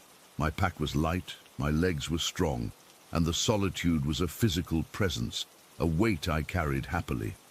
I was aiming for a high ridge that promised a view of the whole valley, a place my map just showed as a squiggly bunch of contour lines. The climb up to the ridge was tougher than I'd expected. The trail was faint, more of a suggestion made by deer than an actual path. I was using my hands to scramble up the last steep bit, my fingers digging into dry dirt and crumbling granite. When I finally hauled myself over the edge, the view was worth it. It was like standing on the roof of the world. Miles and miles of endless green peaks folding into each other under a sky so blue it didn't look real. I dropped my pack with a grunt, the sound swallowed by the immense silence. That was the first thing I noticed. It was too quiet. No birds, no buzzing insects, nothing. Just the wind, a low, constant whisper through the stunted pines and manzanita that clung to the rocky spine of the ridge. I walked a little ways along the crest, just taking it all in. That's when I found the rocks. They were scattered all over the place, these flat plate-like stones about the size of dinner plates, dark grey and shot through with veins of quartz. I kicked one idly with the toe of my boot, and it made this sound I'd never heard a rock make before. It wasn't a clack or a thud. It was a hollow thunk, a deep, resonant ring that vibrated right up through the soles of my feet. It felt wrong. Rocks aren't supposed to sound like that. They're supposed to be solid, dense. These things sounded hollow, like they were ceramic pots or something. I crouched down and picked one up. It was surprisingly light for its size. I tapped it with my knuckle. Thunk. I tapped another one nearby. Same sound. A whole ridge top of these weird, ringing rocks.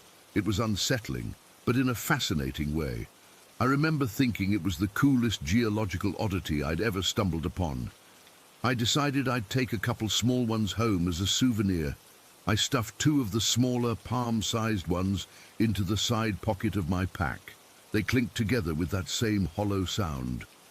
I found a relatively flat spot to sit, my back against a larger, normal-sounding boulder, and pulled out my lunch. It was the usual backpacker fare: a tortilla, a packet of peanut butter, and a sad-looking granola bar.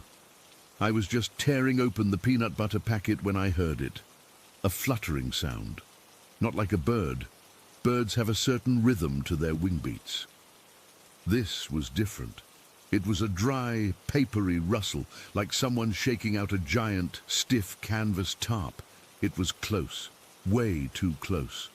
I turned my head slowly, and my brain just stopped. Maybe 20 feet away, standing between two stunted pines, was a praying mantis.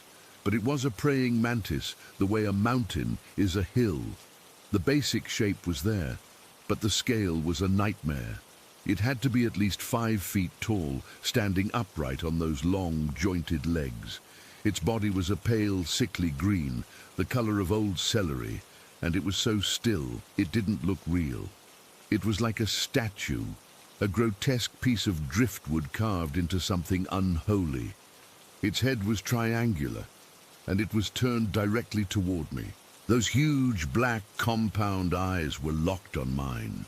They weren't reflective like an animal's eyes. They were just black, like pools of oil, and they absorbed the light, giving nothing back. Its forelegs were folded up, the spiky parts tucked in that classic praying pose, but there was nothing pious about it. It looked like it was waiting. Its long abdomen was curled up under its body, twitching slightly. We just stared at each other. I was frozen, my peanut butter packet dangling from my fingers. Every instinct in my body was screaming, a high-pitched internal siren of pure, undiluted wrongness. This wasn't just fear. This was a deep, cellular-level revulsion. It was like looking at a photograph where the perspective is all off, or hearing a song played in the wrong key.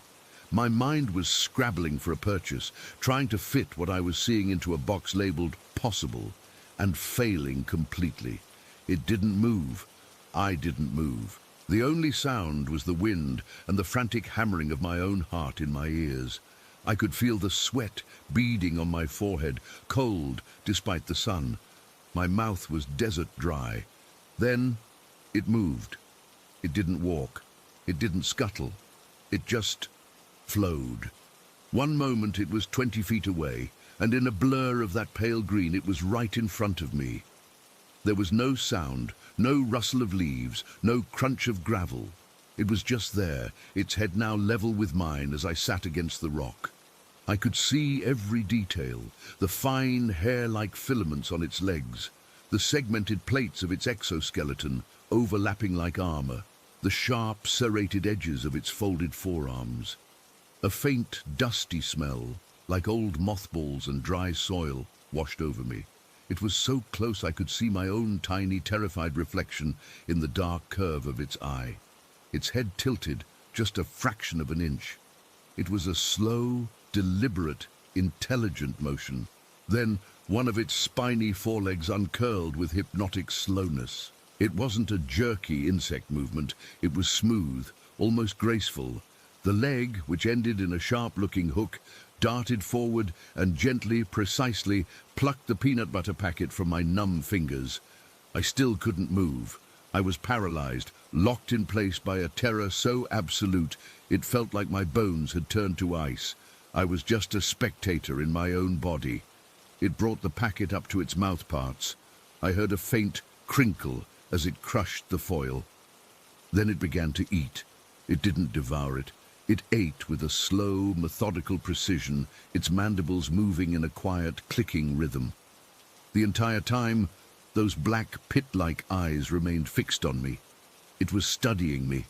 I wasn't a person to it. I was a thing, an event it was observing while it had a snack. It took maybe a minute to finish the packet. When it was done, it let the crumpled foil fall to the ground. It didn't look away. The stare was relentless, a pressure on my soul. I felt naked, examined and completely understood in the worst way possible. Then its abdomen uncurled. I saw what I thought were folded wings, delicate and veined, like a cicada's, but larger and with a strange, opaque quality, with a sound that was exactly like the one I'd heard before, that dry, canvas-shaking flutter.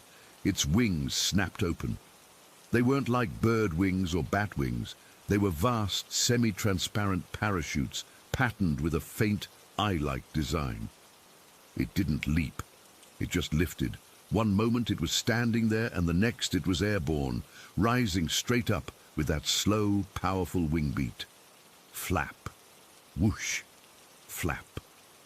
Whoosh. It hovered for a second, maybe 10 feet above me, those black eyes still looking down, pinning me to the spot. Then it turned with an impossible agility and glided silently over the edge of the ridge, disappearing from view. The spell broke. I gasped, a ragged, sucking breath that burned my lungs. I scrambled backwards, my boots scraping against the rock, not stopping until my back hit the boulder again. I was trembling violently, my whole body shaking with adrenaline. I wrapped my arms around my knees, trying to make myself small. And then the pain hit. It was a migraine, but unlike any I'd ever had. It didn't build. It just arrived, fully formed, a white-hot spike being driven directly into the center of my brain. I cried out, clutching my head. My vision swam, speckled with dancing black and white dots. A wave of nausea so intense it made me gag rolled through my gut. The sunlight, which had felt so wonderful minutes before, was now a physical assault, stabbing into my eyes. I squeezed them shut, but the pain was still there, a constant pounding electric agony. I don't know how long I sat there, curled into a ball, blind and nauseous with pain. It felt like hours.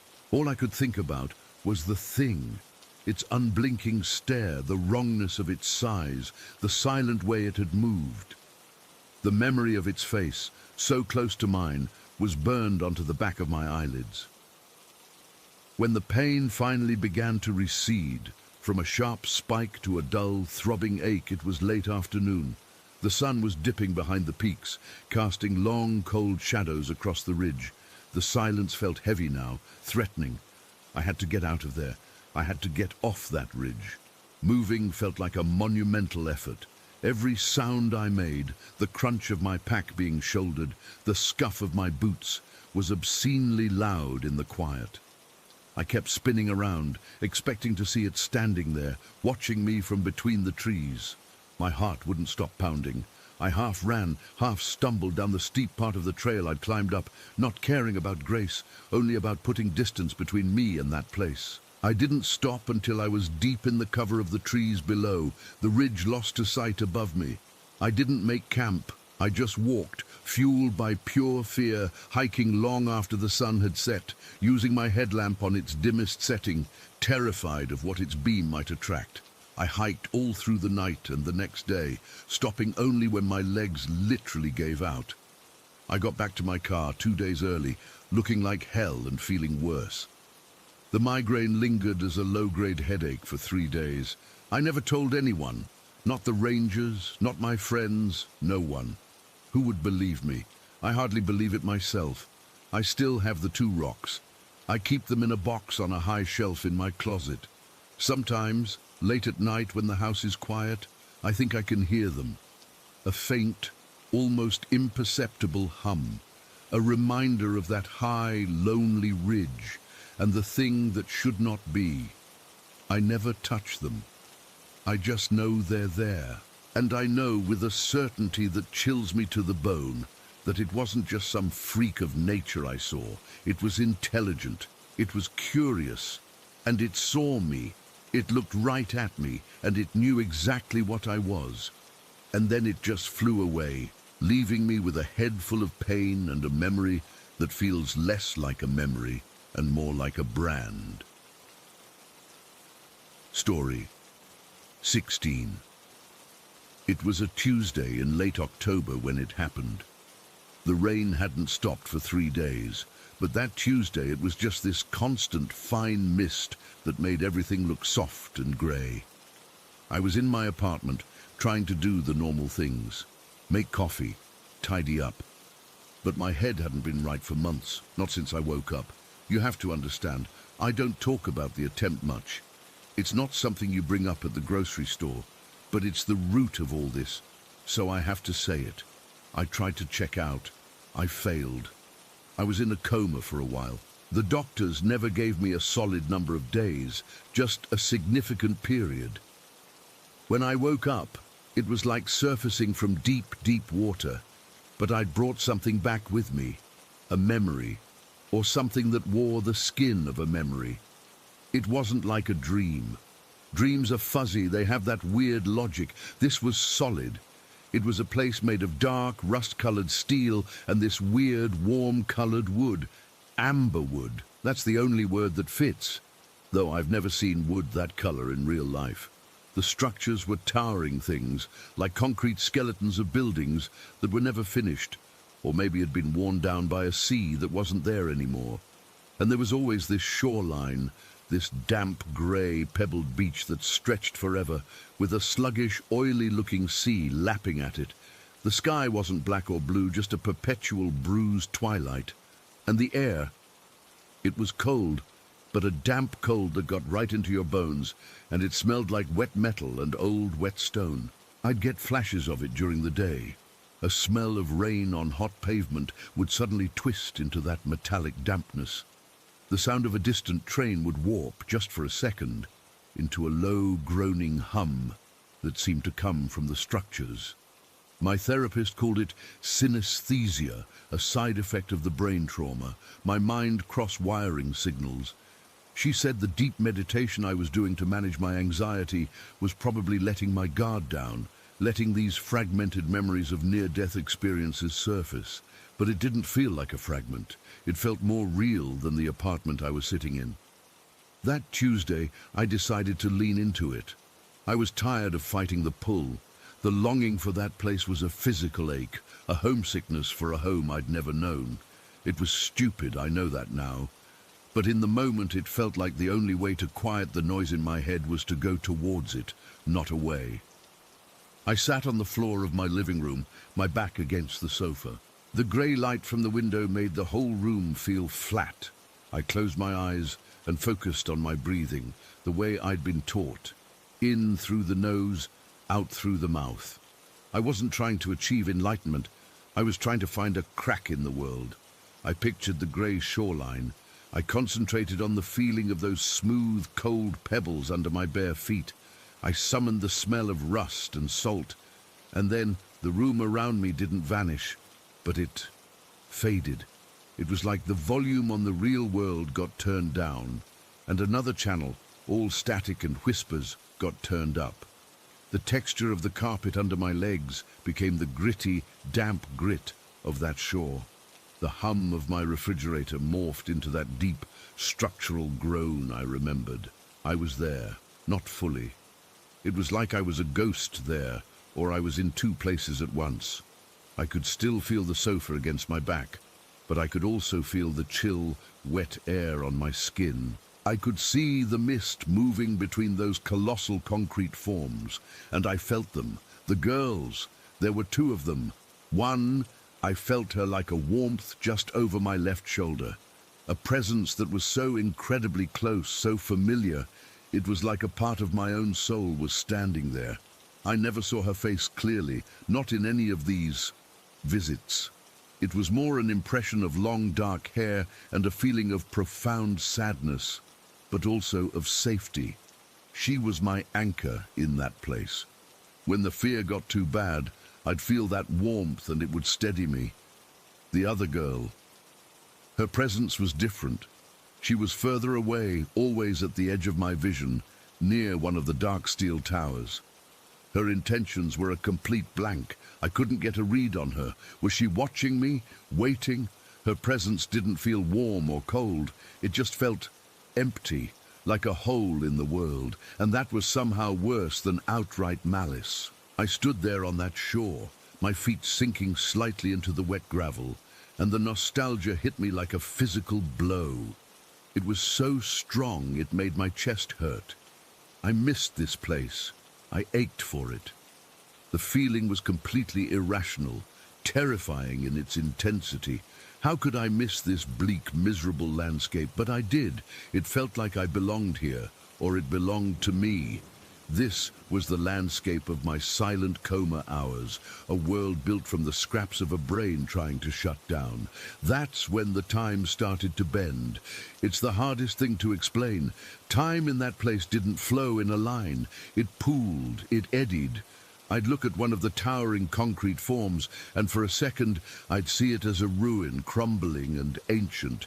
Then I'd blink, and it was new, with dark figures moving behind glassless windows. Then it would be skeletal again. It wasn't like watching a movie. It was like all those states were happening at once, and my brain could only focus on one layer at a time. The sound would warp with it. A high-pitched shriek of twisting metal would cut through the hum, then vanish, leaving only the lap of the oily water. I felt a tug, the one I associated with the close girl. It was a gentle pull, like a child tugging on your sleeve. Come this way. I took a step, my bare feet cold and numb on the stones. The pebbles shifted with a sound like grinding teeth. I was walking along the shoreline, the massive structures on my left, the silent sea on my right. The feeling of being watched from the structures was immense. It wasn't just the second girl, it was the place itself. The dark steel frames felt like rib cages, and something was breathing inside them. I kept my focus on the warm presence at my shoulder. Just follow her, she's safe. I walked for what felt like both an instant and an eternity. That's the time bending again. My sense of duration was completely broken. I could have been there for 10 seconds or 10 hours. My heart was hammering in my chest, a frantic real-world rhythm that was at odds with the slow, tidal pull of this place.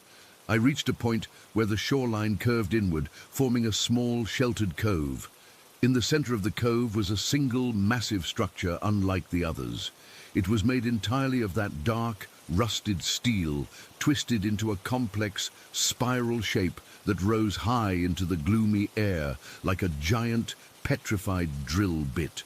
And at its base, partly submerged in the water, was a platform of that warm amber wood. The close girl's presence became overwhelming here. This was the spot. This was important. The longing swelled inside me so powerful it was dizzying. I wanted to go to that wooden platform. I needed to. But the other girl was there too. She was standing on the shoreline, about 50 feet from the base of the spiral structure.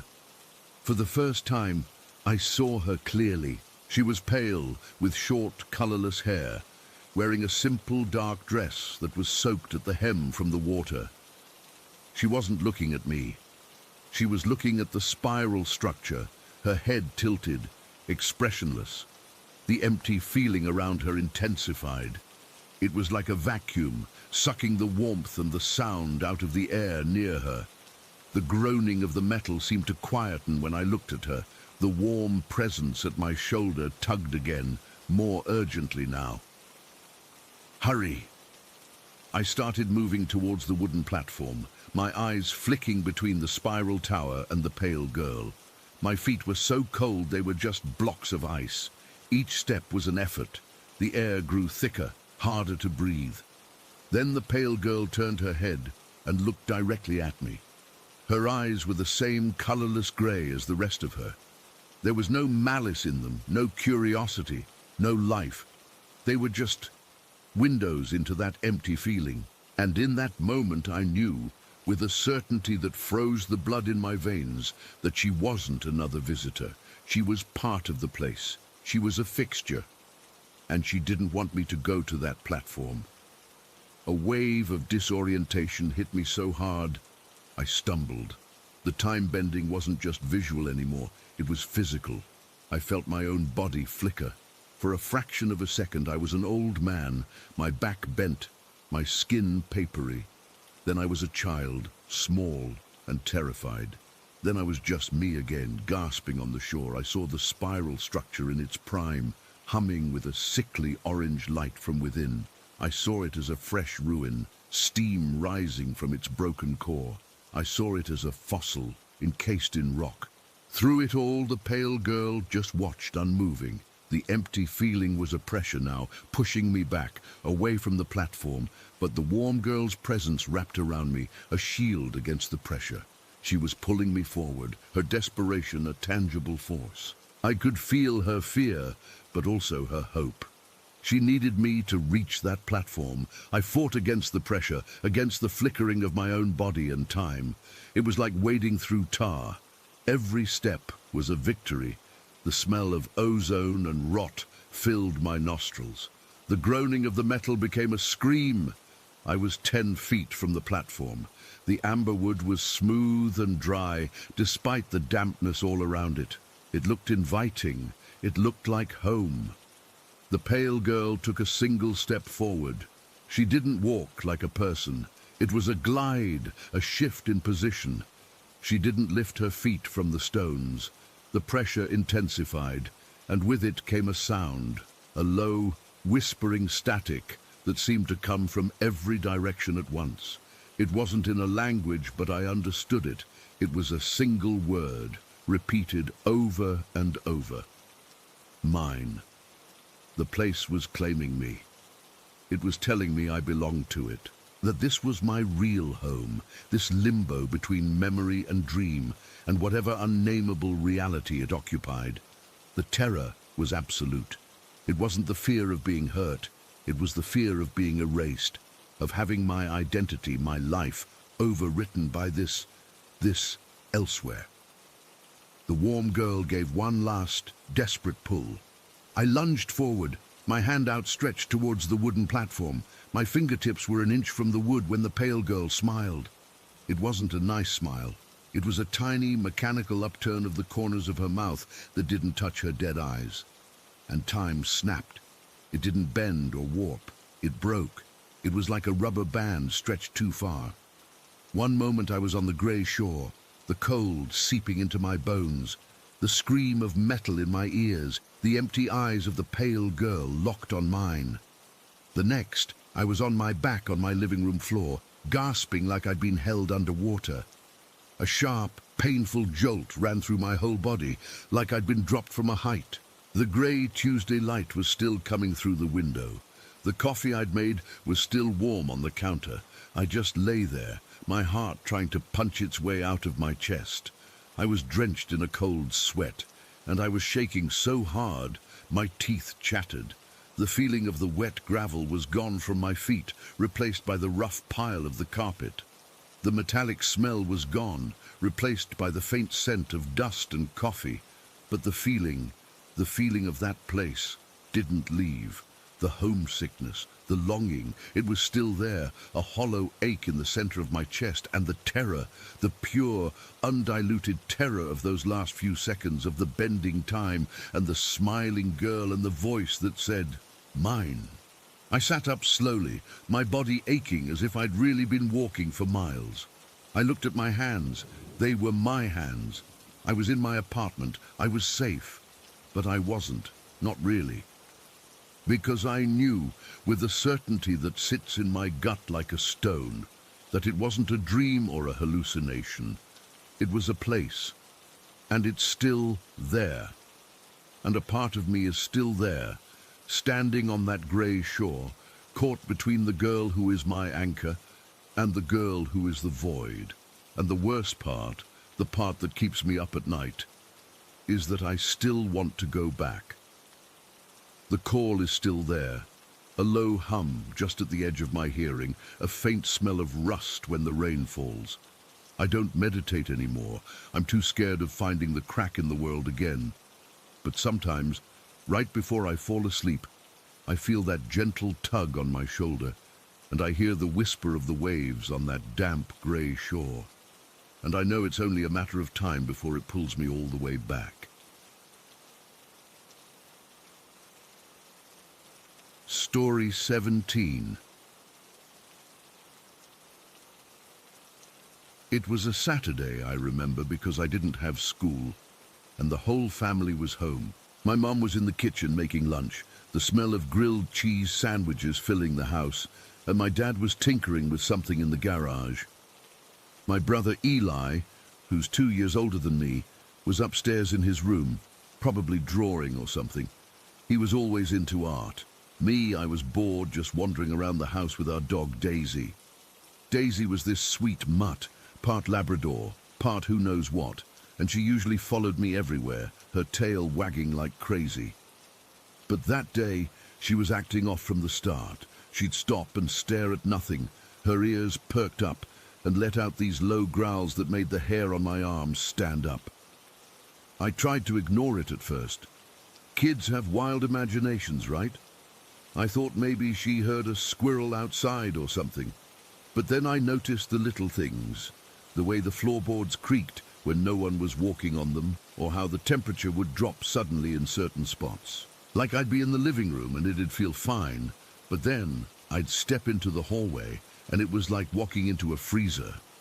I mentioned it to my mom once, and she just said it was an old house settling, but I could tell she didn't fully believe it herself. Her eyes would get this worried look, and she'd change the subject real fast. That morning, I decided to go down to the basement to get some board games. We kept them in a cardboard box near the washer and dryer, and usually I didn't mind going down there. But that day, as soon as I opened the basement door, Daisy started growling louder than ever. It wasn't her normal bark. It was this deep, rumbling sound that came from her chest, like she was warning me about something dangerous. I paused at the top of the stairs, my hand on the railing, and peered down into the darkness. The basement light was one of those pull-string ones, and it was off, so all I could see was shadows pooling at the bottom. "Come on, Daisy," I whispered, trying to sound brave, but my voice came out shaky. I took a step down, and the wooden stairs groaned under my weight. The air felt colder with each step, like I was descending into a fridge. Halfway down, I stopped because Daisy wouldn't follow me. She was planted at the top, her body tense, growling with her teeth bared. That's when I felt it, a chill that wasn't just from the temperature. It was like someone had poured ice water down my back, and I got goosebumps all over my arms. I should have turned back right then, but I was a stubborn kid, and I didn't want to admit I was scared. So I kept going, my heart starting to pound in my ears. When I reached the bottom, I fumbled for the light string, my fingers brushing against it, but it wouldn't turn on. I pulled it a couple of times, but nothing happened. The power was out, but only down here. I could hear the hum of the fridge upstairs. That was weird, but not the weirdest thing. Because as my eyes adjusted to the dim light filtering from the small window near the ceiling, I saw him. He was standing in the far corner, near the old furnace, and he was tall, so tall that his head almost brushed the low ceiling. He was just a shadow, darker than any shadow I'd ever seen, like a hole cut out of the world. And he was wearing a hat, a wide-brimmed one that made him look like something from an old movie. I couldn't see any features, no face or hands, just this solid black shape that seemed to suck the light out of the room. My breath caught in my throat and I froze, unable to move or scream. It felt like time had stopped and all I could do was stare. Daisy's growls turned into frantic barking from upstairs, but it sounded distant, like she was miles away. The shadow man didn't move. He just stood there, and I had this overwhelming sense that he was watching me. Not in a curious way, but in a predatory one, like I was prey. He was sizing up. My legs felt like jelly, and I started to tremble, my teeth chattering from the cold. I wanted to run, but my feet were glued to the concrete floor. Then, slowly, he raised one arm, or what should have been an arm, and pointed at me. It wasn't a gesture. It was a threat, and I felt a jolt of pure terror shoot through my body. That's when I finally broke free. I turned and scrambled up the stairs, my heart hammering so hard I thought it would burst. I didn't look back. I just ran, taking the steps 2 at a time. And when I burst into the kitchen, I was panting and crying. My mum dropped the spatula she was holding, and her face went pale. "What's wrong?" she asked, rushing over to me.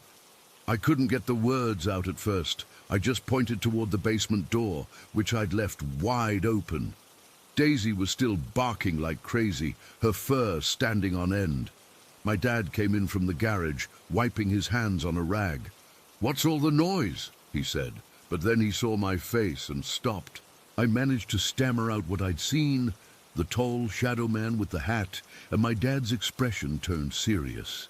He grabbed a flashlight and went to check the basement, telling me to stay with Mom. I heard him clomping down the stairs, and then silence. When he came back up, he looked confused and a little spooked. "There's nothing down there," he said, but his voice was tight, and I could tell he didn't believe it himself. Later that day, things got worse. Eli came down from his room, his face as white as a sheet. He said he'd been at his desk, working on a model car, when a knife, just a small pocket knife he used for detailing, flew off the desk and hit the wall. Not fell, flew, like someone had thrown it. He described feeling a cold breeze and hearing footsteps in the hall, but when he looked, no one was there. That's when he started talking about the peeker. This thing he said would stare at him through the cracks in the door. He said it had eyes that glowed faintly, and it made his skin crawl. Hearing him say that made my stomach twist, because it fit with what I'd seen. My mum called Aunt Rosa that evening. Aunt Rosa was my mum's sister, and she was into all that spiritual stuff. Crystals, readings, you name it. She came over right away, and as soon as she stepped into the house, she frowned and said the energy was all wrong. She walked through the rooms, her hands out like she was feeling the air, and when she got to the basement door, she stopped dead. "Don't go down there anymore," she told me, her voice low and serious. She said the entity, that's what she called it, was targeting me because I was vulnerable, maybe because I was young and sensitive. She warned that it fed on fear and that I needed to be careful. After she left, I went to my room, but I couldn't relax. The power kept flickering, and I felt this cold touch on my shoulder, like icy fingers brushing against my skin. I jerked away, but there was nothing there. I spent the rest of the day jumping at every sound, my nerves completely shot. When night fell, I begged to sleep with my parents, but they said I had to be brave. So I lay in bed, staring at the ceiling, listening to the house creak and groan. Every shadow looked like him, every noise made me flinch. I don't think I slept at all that night. I just waited for morning, praying for the sun to come up. That day was the start of everything that came after. The moving, the nightmares, all of it. But in that moment, huddled under my blankets, I knew I'd never feel safe in that house again. And I still don't, because sometimes in the dark, I get that same feeling of being watched. and I wonder if he's still out there waiting. Story 18. That night, I was the only one left after the dinner rush died down. My supervisor had already headed out, trusting me to lock up, and I was taking my time, not in any hurry to get back to my empty apartment. I'd been sweeping for maybe 10 minutes, my mind wandering to nothing in particular. Maybe what I'd watch on TV later, or whether I should grab a slice before heading home, when I decided to turn and check if I'd missed any crumbs behind the counter. It was just a routine thing, you know, the kind of move you do without thinking, your body on autopilot after months of the same closing duties. But when I turned, he was there. I froze mid-sweep, my grip tightening on the broom handle so hard my knuckles went white. Standing behind the counter, right where I'd just been wiping down the espresso machine, was this young guy. At first I thought maybe he'd slipped in without me hearing the door chime, but then I noticed he was different. Translucent, like looking through foggy glass, but clear enough that I could see every detail. He had on jean shorts, the kind that were faded at the thighs, and a red Seros t-shirt, the same one we all wore, with the logo stitched in white over the chest. His hair was a soft afro, not too big, just kind of neat and fluffy, and his skin was light, almost pale under the dim overhead lights. He couldn't have been much older than me, maybe early 20s, and he had this expression on his face that I'll never forget. Surprised, like he hadn't expected to see me either. For a second I just stared, my brain trying to catch up. My heart started hammering in my chest, but it wasn't the kind of panic you'd think. Instead, this weird feeling washed over me, a mix of peace, like everything was okay, but also this deep, aching sadness that made my throat tight and confusion that left my head spinning. It was like all those emotions hit me at once, and I couldn't move or speak. I just stood there taking him in. His eyes were dark, really intense, and they locked with mine for what felt like forever. I could see the counter through him, the napkin holder and the cash register faintly visible, and that's when it hit me that he wasn't solid. He wasn't really there. I don't know how long we stayed like that, maybe 5 seconds, maybe 10, but then he just vanished. Not like he walked away or faded slowly. One moment he was there, and the next he wasn't. It was so sudden that I stumbled back a step, the broom clattering to the floor. The sound echoed in the quiet room, and I whipped my head around, half expecting to see him somewhere else. But the place was empty. Just me, the counters, and that lingering smell of pizza.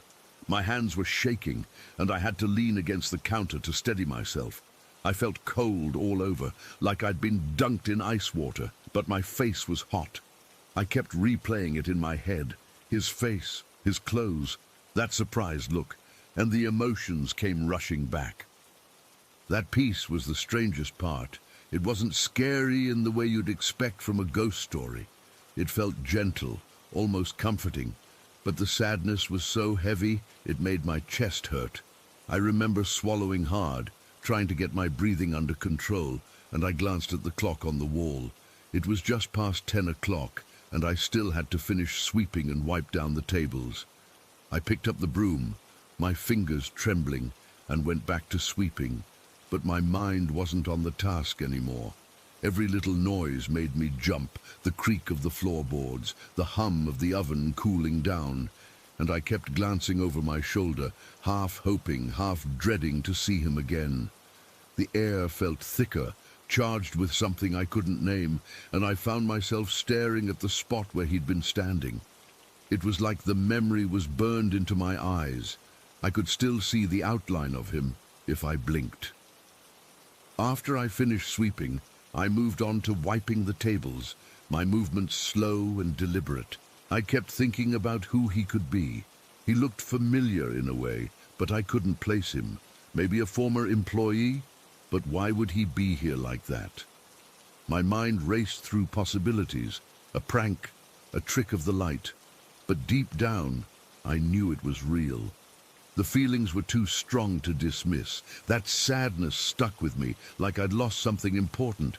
And the peace made it even weirder, because it didn't fit with the fear creeping up my spine. By the time I was done cleaning, it was close to 10:30, and I knew I had to talk to someone about it. My supervisor, Mark, was usually pretty laid back, and he'd been working at Ceros for years. I decided to call him before I left, just to ask if anything like this had ever happened before. My hands were still shaky as I dialed his number on the store phone, and when he answered, his voice groggy like I'd woken him up, I almost chickened out. But I pushed through, my words tumbling out in a rush. "Hey Mark, it's me," I said, trying to sound casual. "I know it's late, but I had a weird question. Has anyone ever died here? At Ceros?" There was a pause on the other end, and I could hear him shifting, maybe sitting up. "Why do you ask?" he said, his tone cautious. I took a deep breath. "I saw something tonight. A guy behind the counter. He was kind of see-through and he had on our shirt. I felt like I had to ask." Mark was quiet for a moment longer, and then he sighed. "Yeah, there was a kid named Andre. Died about 10 years ago, back when this place first opened. He worked here part-time, just a young guy. It was a tragic accident, some kind of fall, but there were rumors it might not have been an accident. People said it could have been murder, but nothing was ever proven. He was a good kid, though, always smiling." My stomach dropped when he said that. Andre. The name fit him, and suddenly the pieces clicked into place.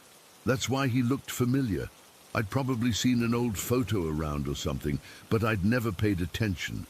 The sadness I felt made sense now. It was like I was feeling his loss, his unfinished business. Mark didn't ask for details, and I didn't offer any, but before we hung up he said, "Don't let it spook you too much. Place has history, that's all." But how could I not be spooked?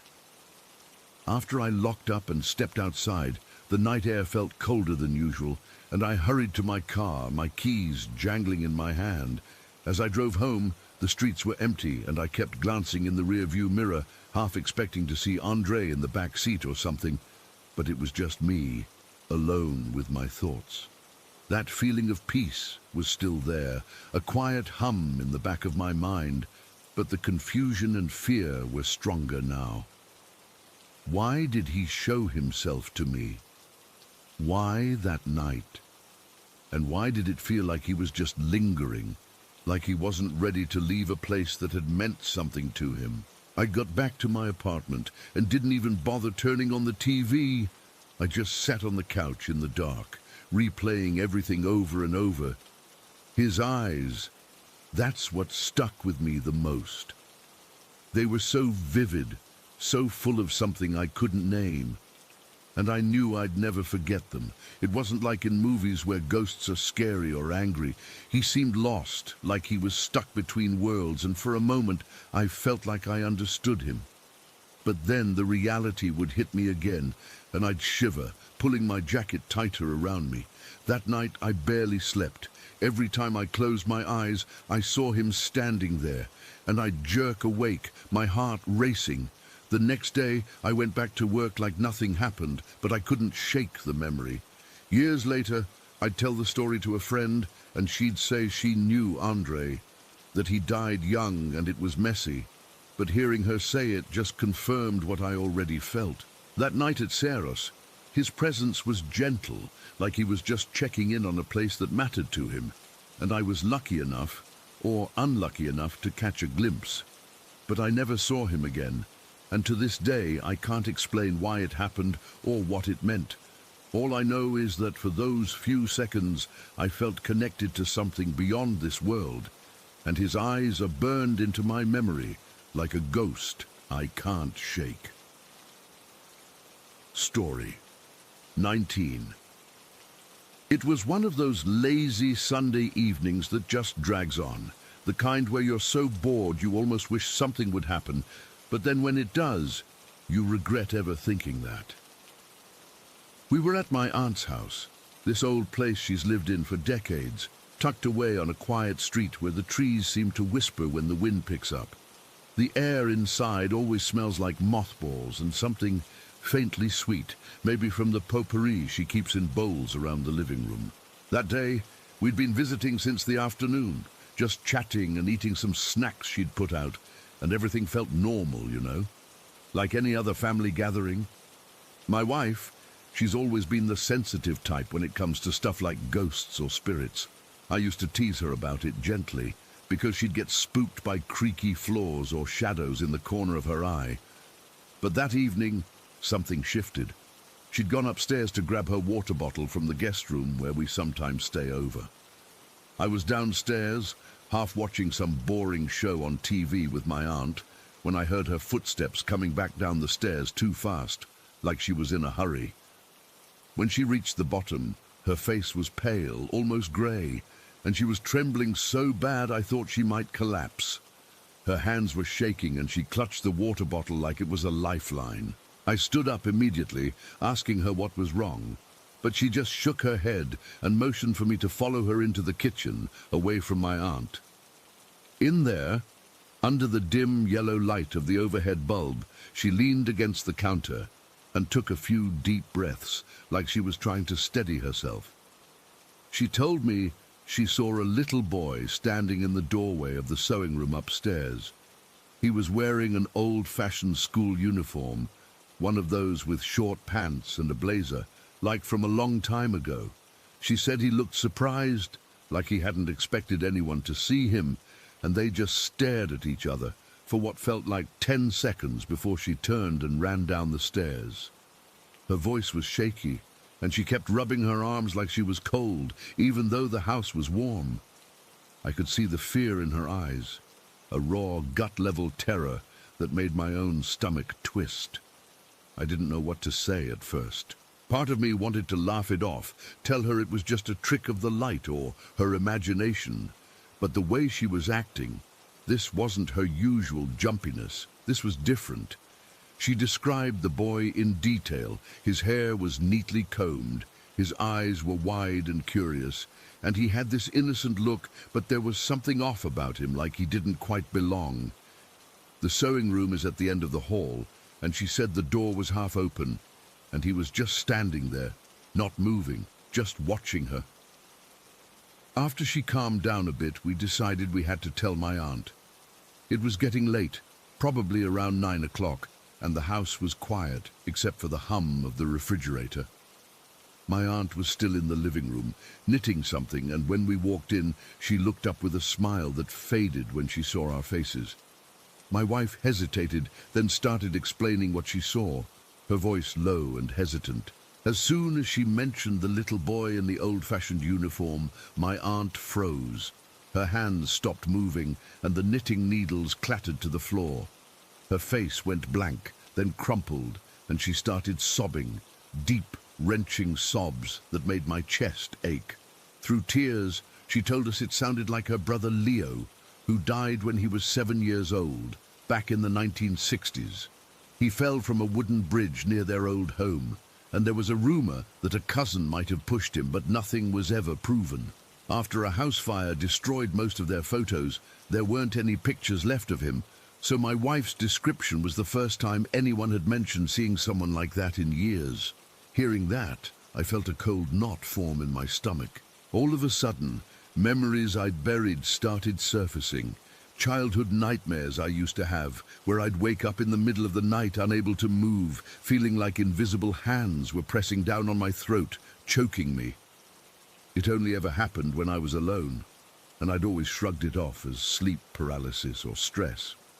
But now, sitting in that dimly lit room with my aunt crying and my wife pale-faced, it all felt connected. My wife suggested quietly that maybe it was Leo trying to tell me something, that he was held underwater or something like that, and the thought made my skin crawl. The rest of the evening passed in a blur.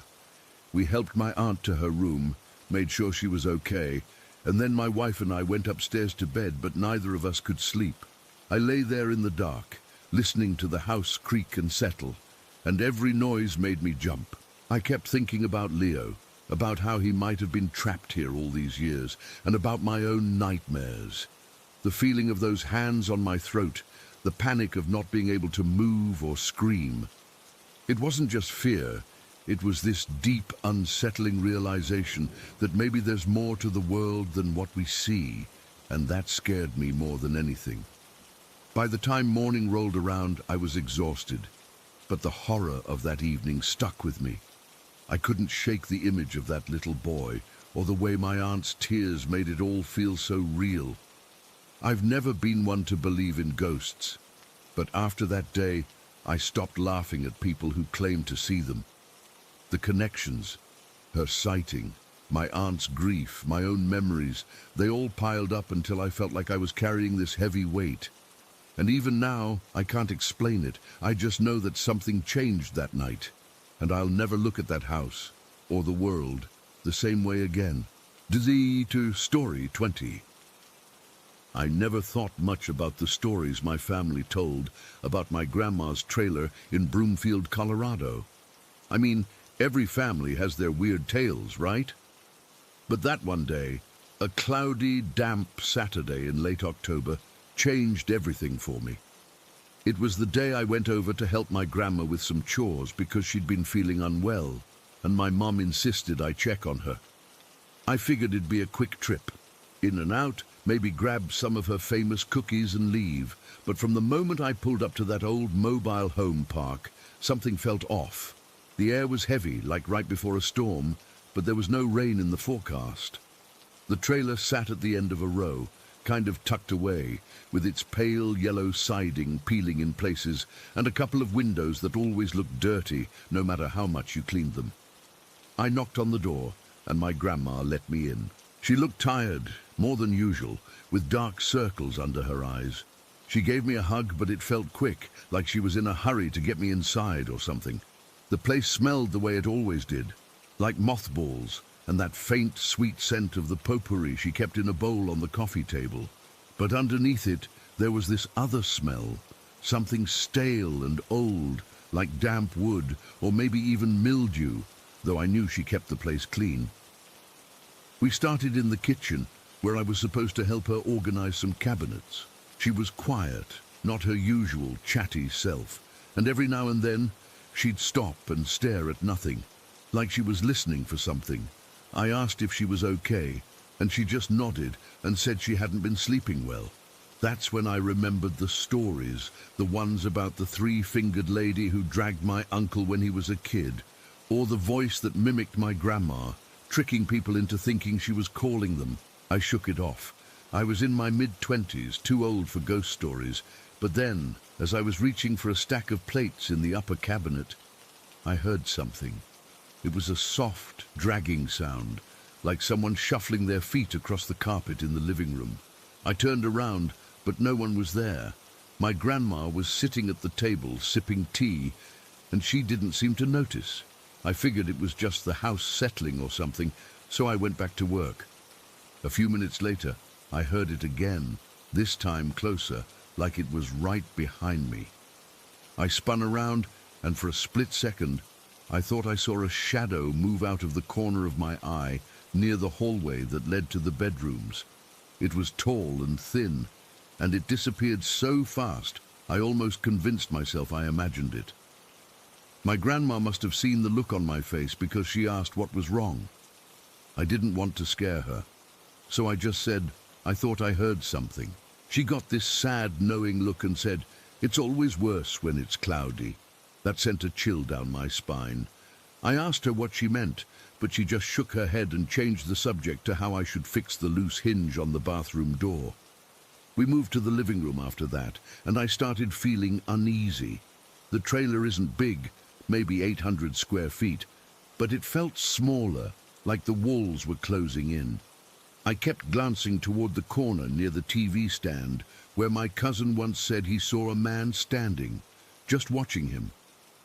I never believed it, but now I couldn't stop staring at that spot. It was empty, but the air there felt colder, like someone had left a window open, but all the windows were shut tight. Around midday, my grandma said she needed to lie down for a bit. She went to her bedroom, and I stayed in the living room, pretending to watch TV, but mostly just listening. The silence was thick, broken only by the hum of the refrigerator and the occasional creak of the floorboards. That's when I heard it, a voice that sounded exactly like my grandma calling my name from the kitchen. It was soft and gentle, the way she says it when she wants something. I got up and walked toward the kitchen, but when I got there it was empty. I called out, "Grandma," and heard nothing. Then from her bedroom I heard her snoring lightly. She was asleep. My heart started pounding because I knew that voice wasn't hers. I tried to brush it off, thinking maybe I was just tired or stressed. I sat back down on the couch and decided to rest my eyes for a minute. That's when the nightmares started, even though I was awake. I don't know how to explain it. It was like I was drifting in and out, and every time I closed my eyes, I'd see this woman with only 3 fingers on each hand, reaching for me. In the dreams, she was dragging me across the floor, and I could feel the carpet burning my skin. I'd jolt awake, sweating and disoriented, and each time the room felt darker, even though it was only early afternoon. At one point I got up to use the bathroom, and as I passed the hallway, I saw something that made my blood run cold. In the corner of the living room, where I'd been staring earlier, there was a man. He was tall, dressed in dark clothes, and he was just standing there facing the wall. I froze, my breath catching in my throat. He didn't move, didn't turn around, but I could see the outline of his shoulders and the way his head was slightly tilted. I blinked, and he was gone. Just like that. No sound, no movement, nothing. I stood there for what felt like forever, too scared to go back to the living room or wake my grandma. When I finally gathered the courage, I hurried to the bathroom and locked the door. My hands were shaking so bad I could barely turn the knob. I splashed water on my face and looked in the mirror, half expecting to see something behind me, but it was just my pale, scared reflection. I took a few deep breaths and told myself to get it together. This was my grandma's house. I'd been here 100 times before, but deep down I knew this day was different. Later, when my grandma woke up, she seemed a little better, and we decided to have an early dinner.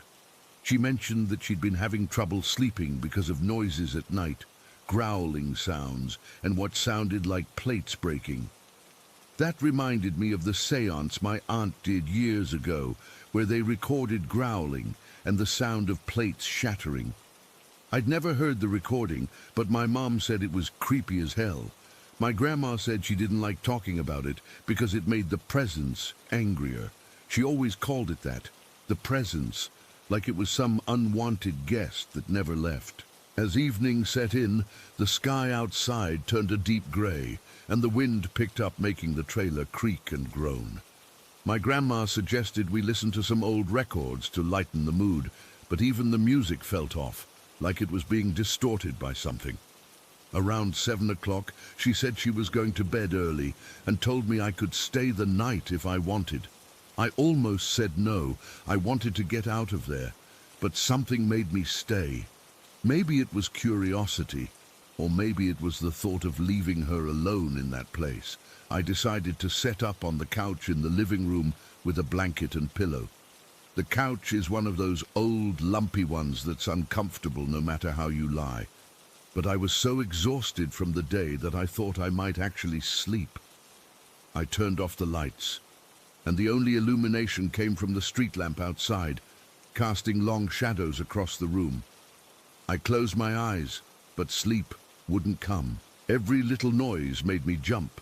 The fridge kicking on, the wind whistling through a crack in the window frame. Even my own breathing sounded too loud. Then, around what must have been midnight, I heard it, a low, guttural growl coming from the kitchen. It wasn't like any animal I'd ever heard. It was deeper, more menacing. I sat up slowly, my heart hammering against my ribs. The growl came again, followed by the sound of something clattering, like dishes being moved. I thought maybe it was my grandma sleepwalking or something, but her bedroom door was closed, and I hadn't heard her get up. I reached for my phone to use the flashlight, but my hands were so sweaty I almost dropped it. I shone the light toward the kitchen, and that's when I saw it, a shadowy figure near the sink, hunched over like it was searching for something. It was too dark to make out details, but I could see it had long, thin arms, and what looked like only 3 fingers on one hand, just like in the stories. I froze, unable to move or scream. The figure turned its head slowly, and even though I couldn't see its face, I felt like it was looking right at me. Then, out of nowhere, a voice whispered my name from right beside me, so close I could feel the breath on my ear. It sounded exactly like my grandma, but I knew she was in her room. I jerked away, scrambling off the couch, and my phone clattered to the floor, the light going out. In the darkness, I heard plates smashing in the kitchen, one after another, like someone was throwing them against the wall. The growling got louder, mixing with the crashes, and I could feel the vibrations through the floor. I fumbled for my phone, my fingers trembling, and finally managed to turn the flashlight back on. I swung it around the room, but the kitchen was empty. No figure, no broken plates, nothing. Everything was exactly as it had been before. The silence that followed was deafening, broken only by the sound of my ragged breathing. I didn't know what to do. Part of me wanted to run to my grandma's room, but I was too scared to move. I sat there on the floor for what felt like hours, just listening, waiting for something else to happen. But nothing did. The growling stopped, the voices were gone, and the only thing left was this overwhelming sense of dread. I eventually crawled back onto the couch, too terrified to sleep, and just stared into the darkness until the first light of dawn started creeping through the windows. When morning came, I packed up my things as quietly as I could and left without waking my grandma. I didn't even say goodbye. I just got in my car and drove away, my hands still shaking on the steering wheel. I never went back to that trailer, and my grandma passed away a few years later in a hospice, just like she wanted, not in that house.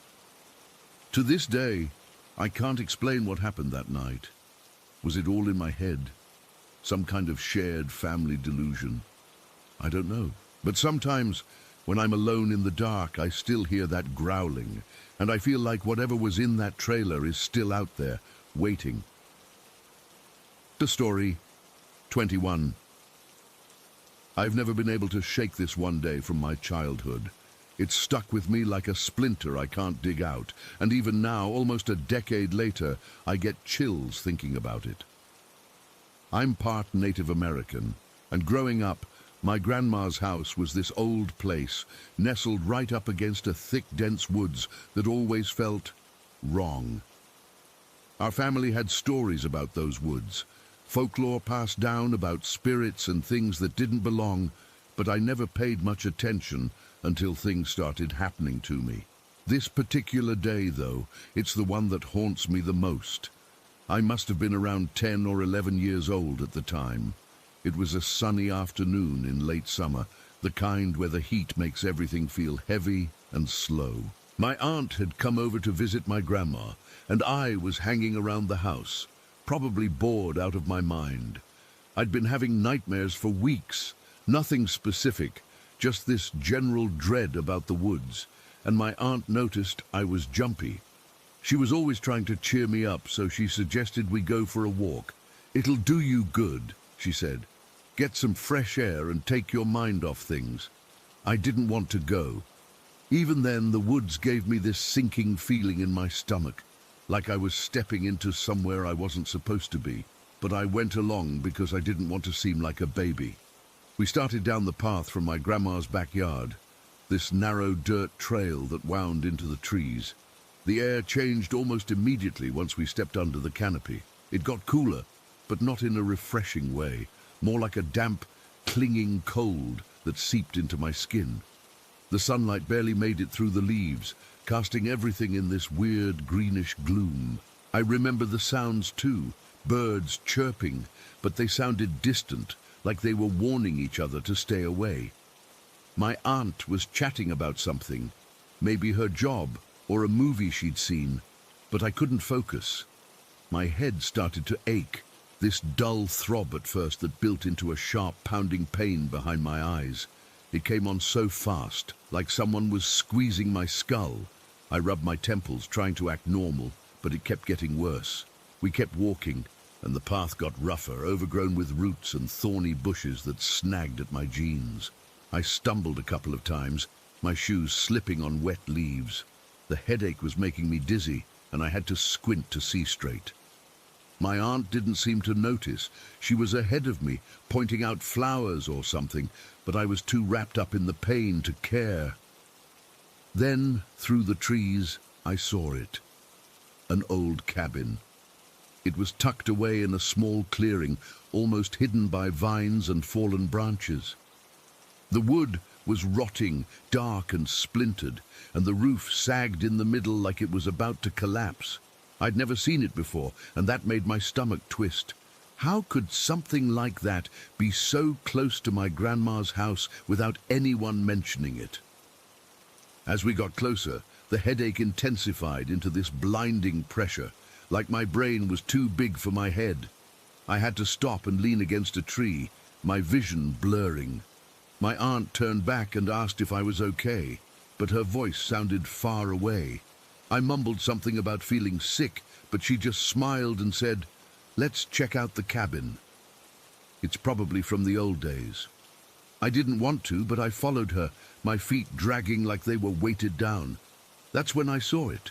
Standing near the cabin's doorway was a deer, but it wasn't right.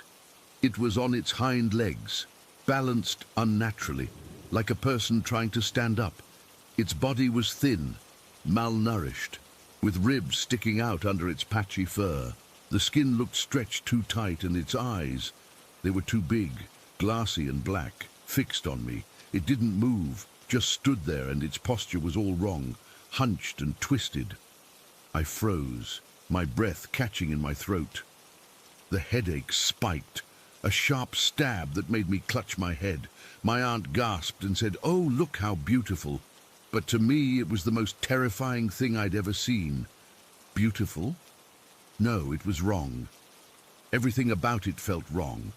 The air around it seemed to hum, this low vibration that made my teeth ache.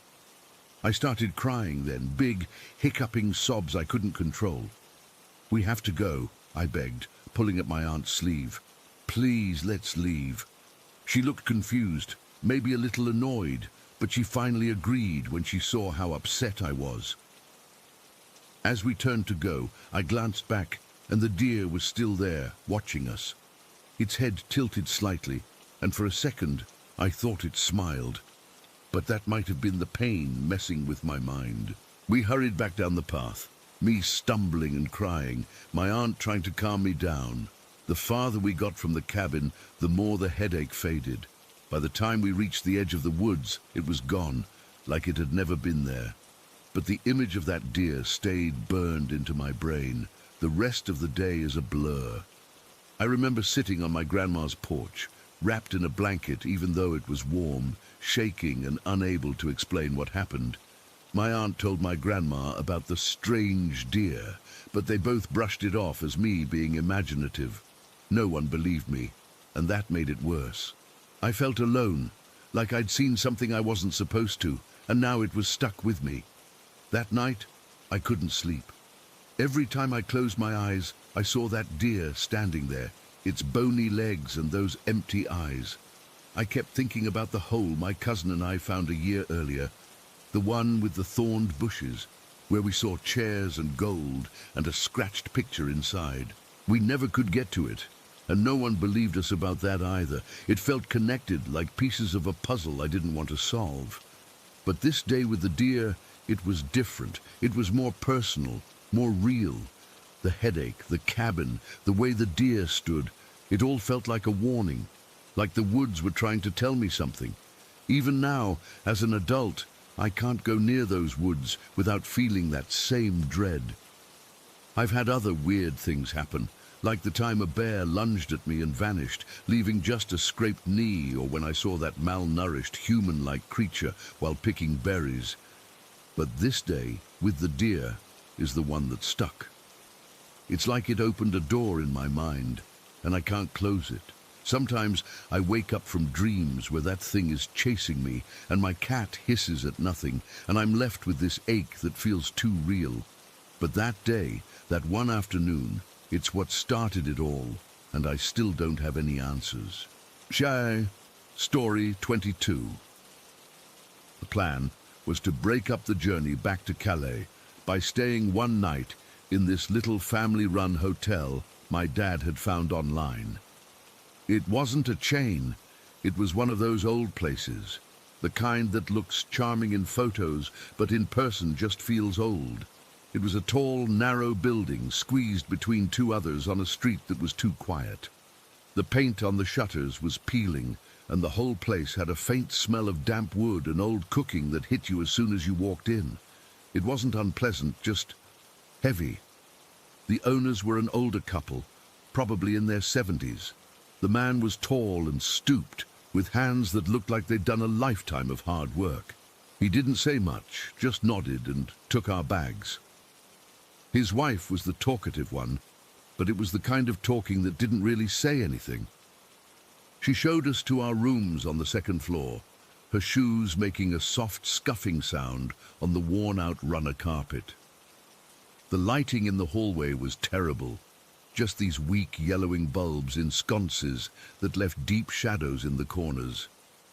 My room was at the end of the hall, and my parents' room was right next to mine, with my brother in a small single across from them. The walls were thin. I could hear my dad unpacking his toiletry bag, the clink of a bottle, the zip of a suitcase. My room felt cramped.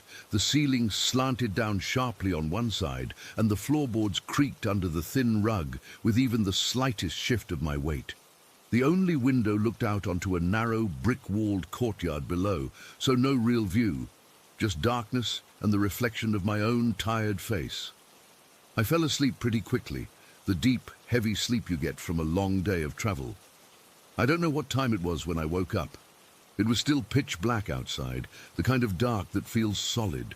There was no noise from the street, no distant traffic, just silence, the kind of silence that has a weight to it, pressing down on your ears. I remember lying there, disoriented, trying to place where I was, and then it happened. From my parents' room, right through the wall, came the sound of a smash. It wasn't a small sound. It wasn't a glass tipping over or a picture frame falling. It was a proper, violent smash. The sound of something shattering with force. A light bulb popping wouldn't sound like that. This was thicker, more substantial. It was followed by absolute dead quiet. My heart was immediately hammering in my chest, a frantic, panicked rhythm. I held my breath, listening. I expected to hear my dad's voice, a curse, my mum asking what that was, the sound of a lamp being switched on. But there was nothing, just that thick, consuming silence again. I remember the feeling of the coarse cotton sheets under my clenched fists. I was frozen, staring at the wall that separated our rooms, my whole body tense. A minute passed, then another. Nothing. A part of my brain, the logical part, tried to reason it out. Maybe it was a water glass from their bedside table, but the sound was too big. And why was there no reaction? Why were they so quiet? I thought about knocking on the connecting door, but a weird, cold fear had settled in my gut. It felt wrong to break that silence. I just lay there, listening to the blood pounding in my ears until eventually exhaustion pulled me back under into a fitful, uneasy sleep. The morning light felt harsh and accusing. I woke up feeling groggy and unsettled, the memory of the noise sitting in my stomach like a stone. I got dressed quickly and opened my door just as my brother was coming out of his room. He looked normal, sleepy. "Ready for breakfast?" he mumbled. I just nodded and gestured towards our parents' door. "You hear anything last night?" He shook his head. "Look, slept like a log." We found our parents already in the small dining room downstairs. The moment I saw them, I knew something was off. They were sitting at a table, but they weren't talking. They were just staring at their cups of coffee. My mum looked pale, and my dad had that tightness around his eyes he gets when he's stressed but trying to hide it. "Did you guys hear that noise last night?" I asked, sliding into a chair. My mum's eyes snapped up to meet mine. My dad put his hand over hers on the table. "So you heard it too," my dad said, his voice low. He looked relieved, but also more worried. "It was a smash, right?" I said. "From your room. I woke up to it." My mum let out a shaky breath. That was it. The smash. Then it all came out, in hushed, hurried tones, glancing towards the kitchen door where the owners were puttering about. They told me they'd both been woken up by the sound of footsteps. Not creaking floorboards, but distinct heavy footsteps pacing back and forth in their room.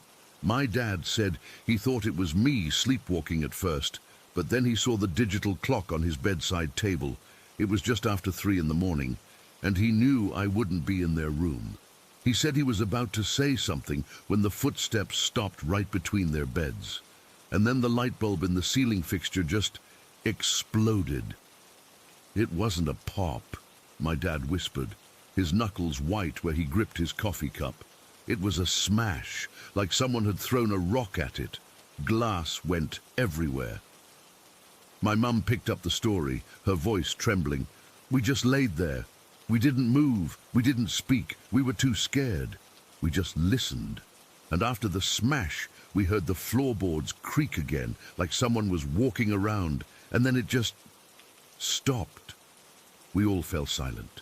The cheerful clatter of plates from the kitchen felt obscene. "But that's not the weirdest part," my dad said, leaning in closer. "When it got light out, I got up to look. The glass was all over the floor, sure, but right in the middle of our bed, on my wife's side, under where the bulb had been, was that bat and ball toy." I felt a cold prickle run down my spine. The bat and ball. It was a stupid little plastic thing, a cheap souvenir my brother had won at a fairground days earlier. It had been in the car, buried in the mess of stuff in the back seat. There was no reason for it to be in their room. None. "It was just sitting there," my mum said, her eyes wide, "on the duvet, surrounded by little pieces of glass, as if it had been placed there." My brother, who had been quiet until now, spoke up. "I brought it in, last night. I left it on the small table in the hallway upstairs, by the big vase. I didn't want it rolling around in the car." We all looked at each other. The table in the hallway was a good 10 feet from their bedroom door. The owner's wife came out then to take our breakfast order, her smile a fixed, brittle thing. My dad, never one to shy away from things, looked right at her and said, "We had a bit of a strange night. A light bulb shattered in our room." The change in the woman was instant. Her smile vanished. Her eyes flickered away from us, towards the door to the kitchen, then down to her notepad. "Ah, yes," she said, her voice suddenly tight.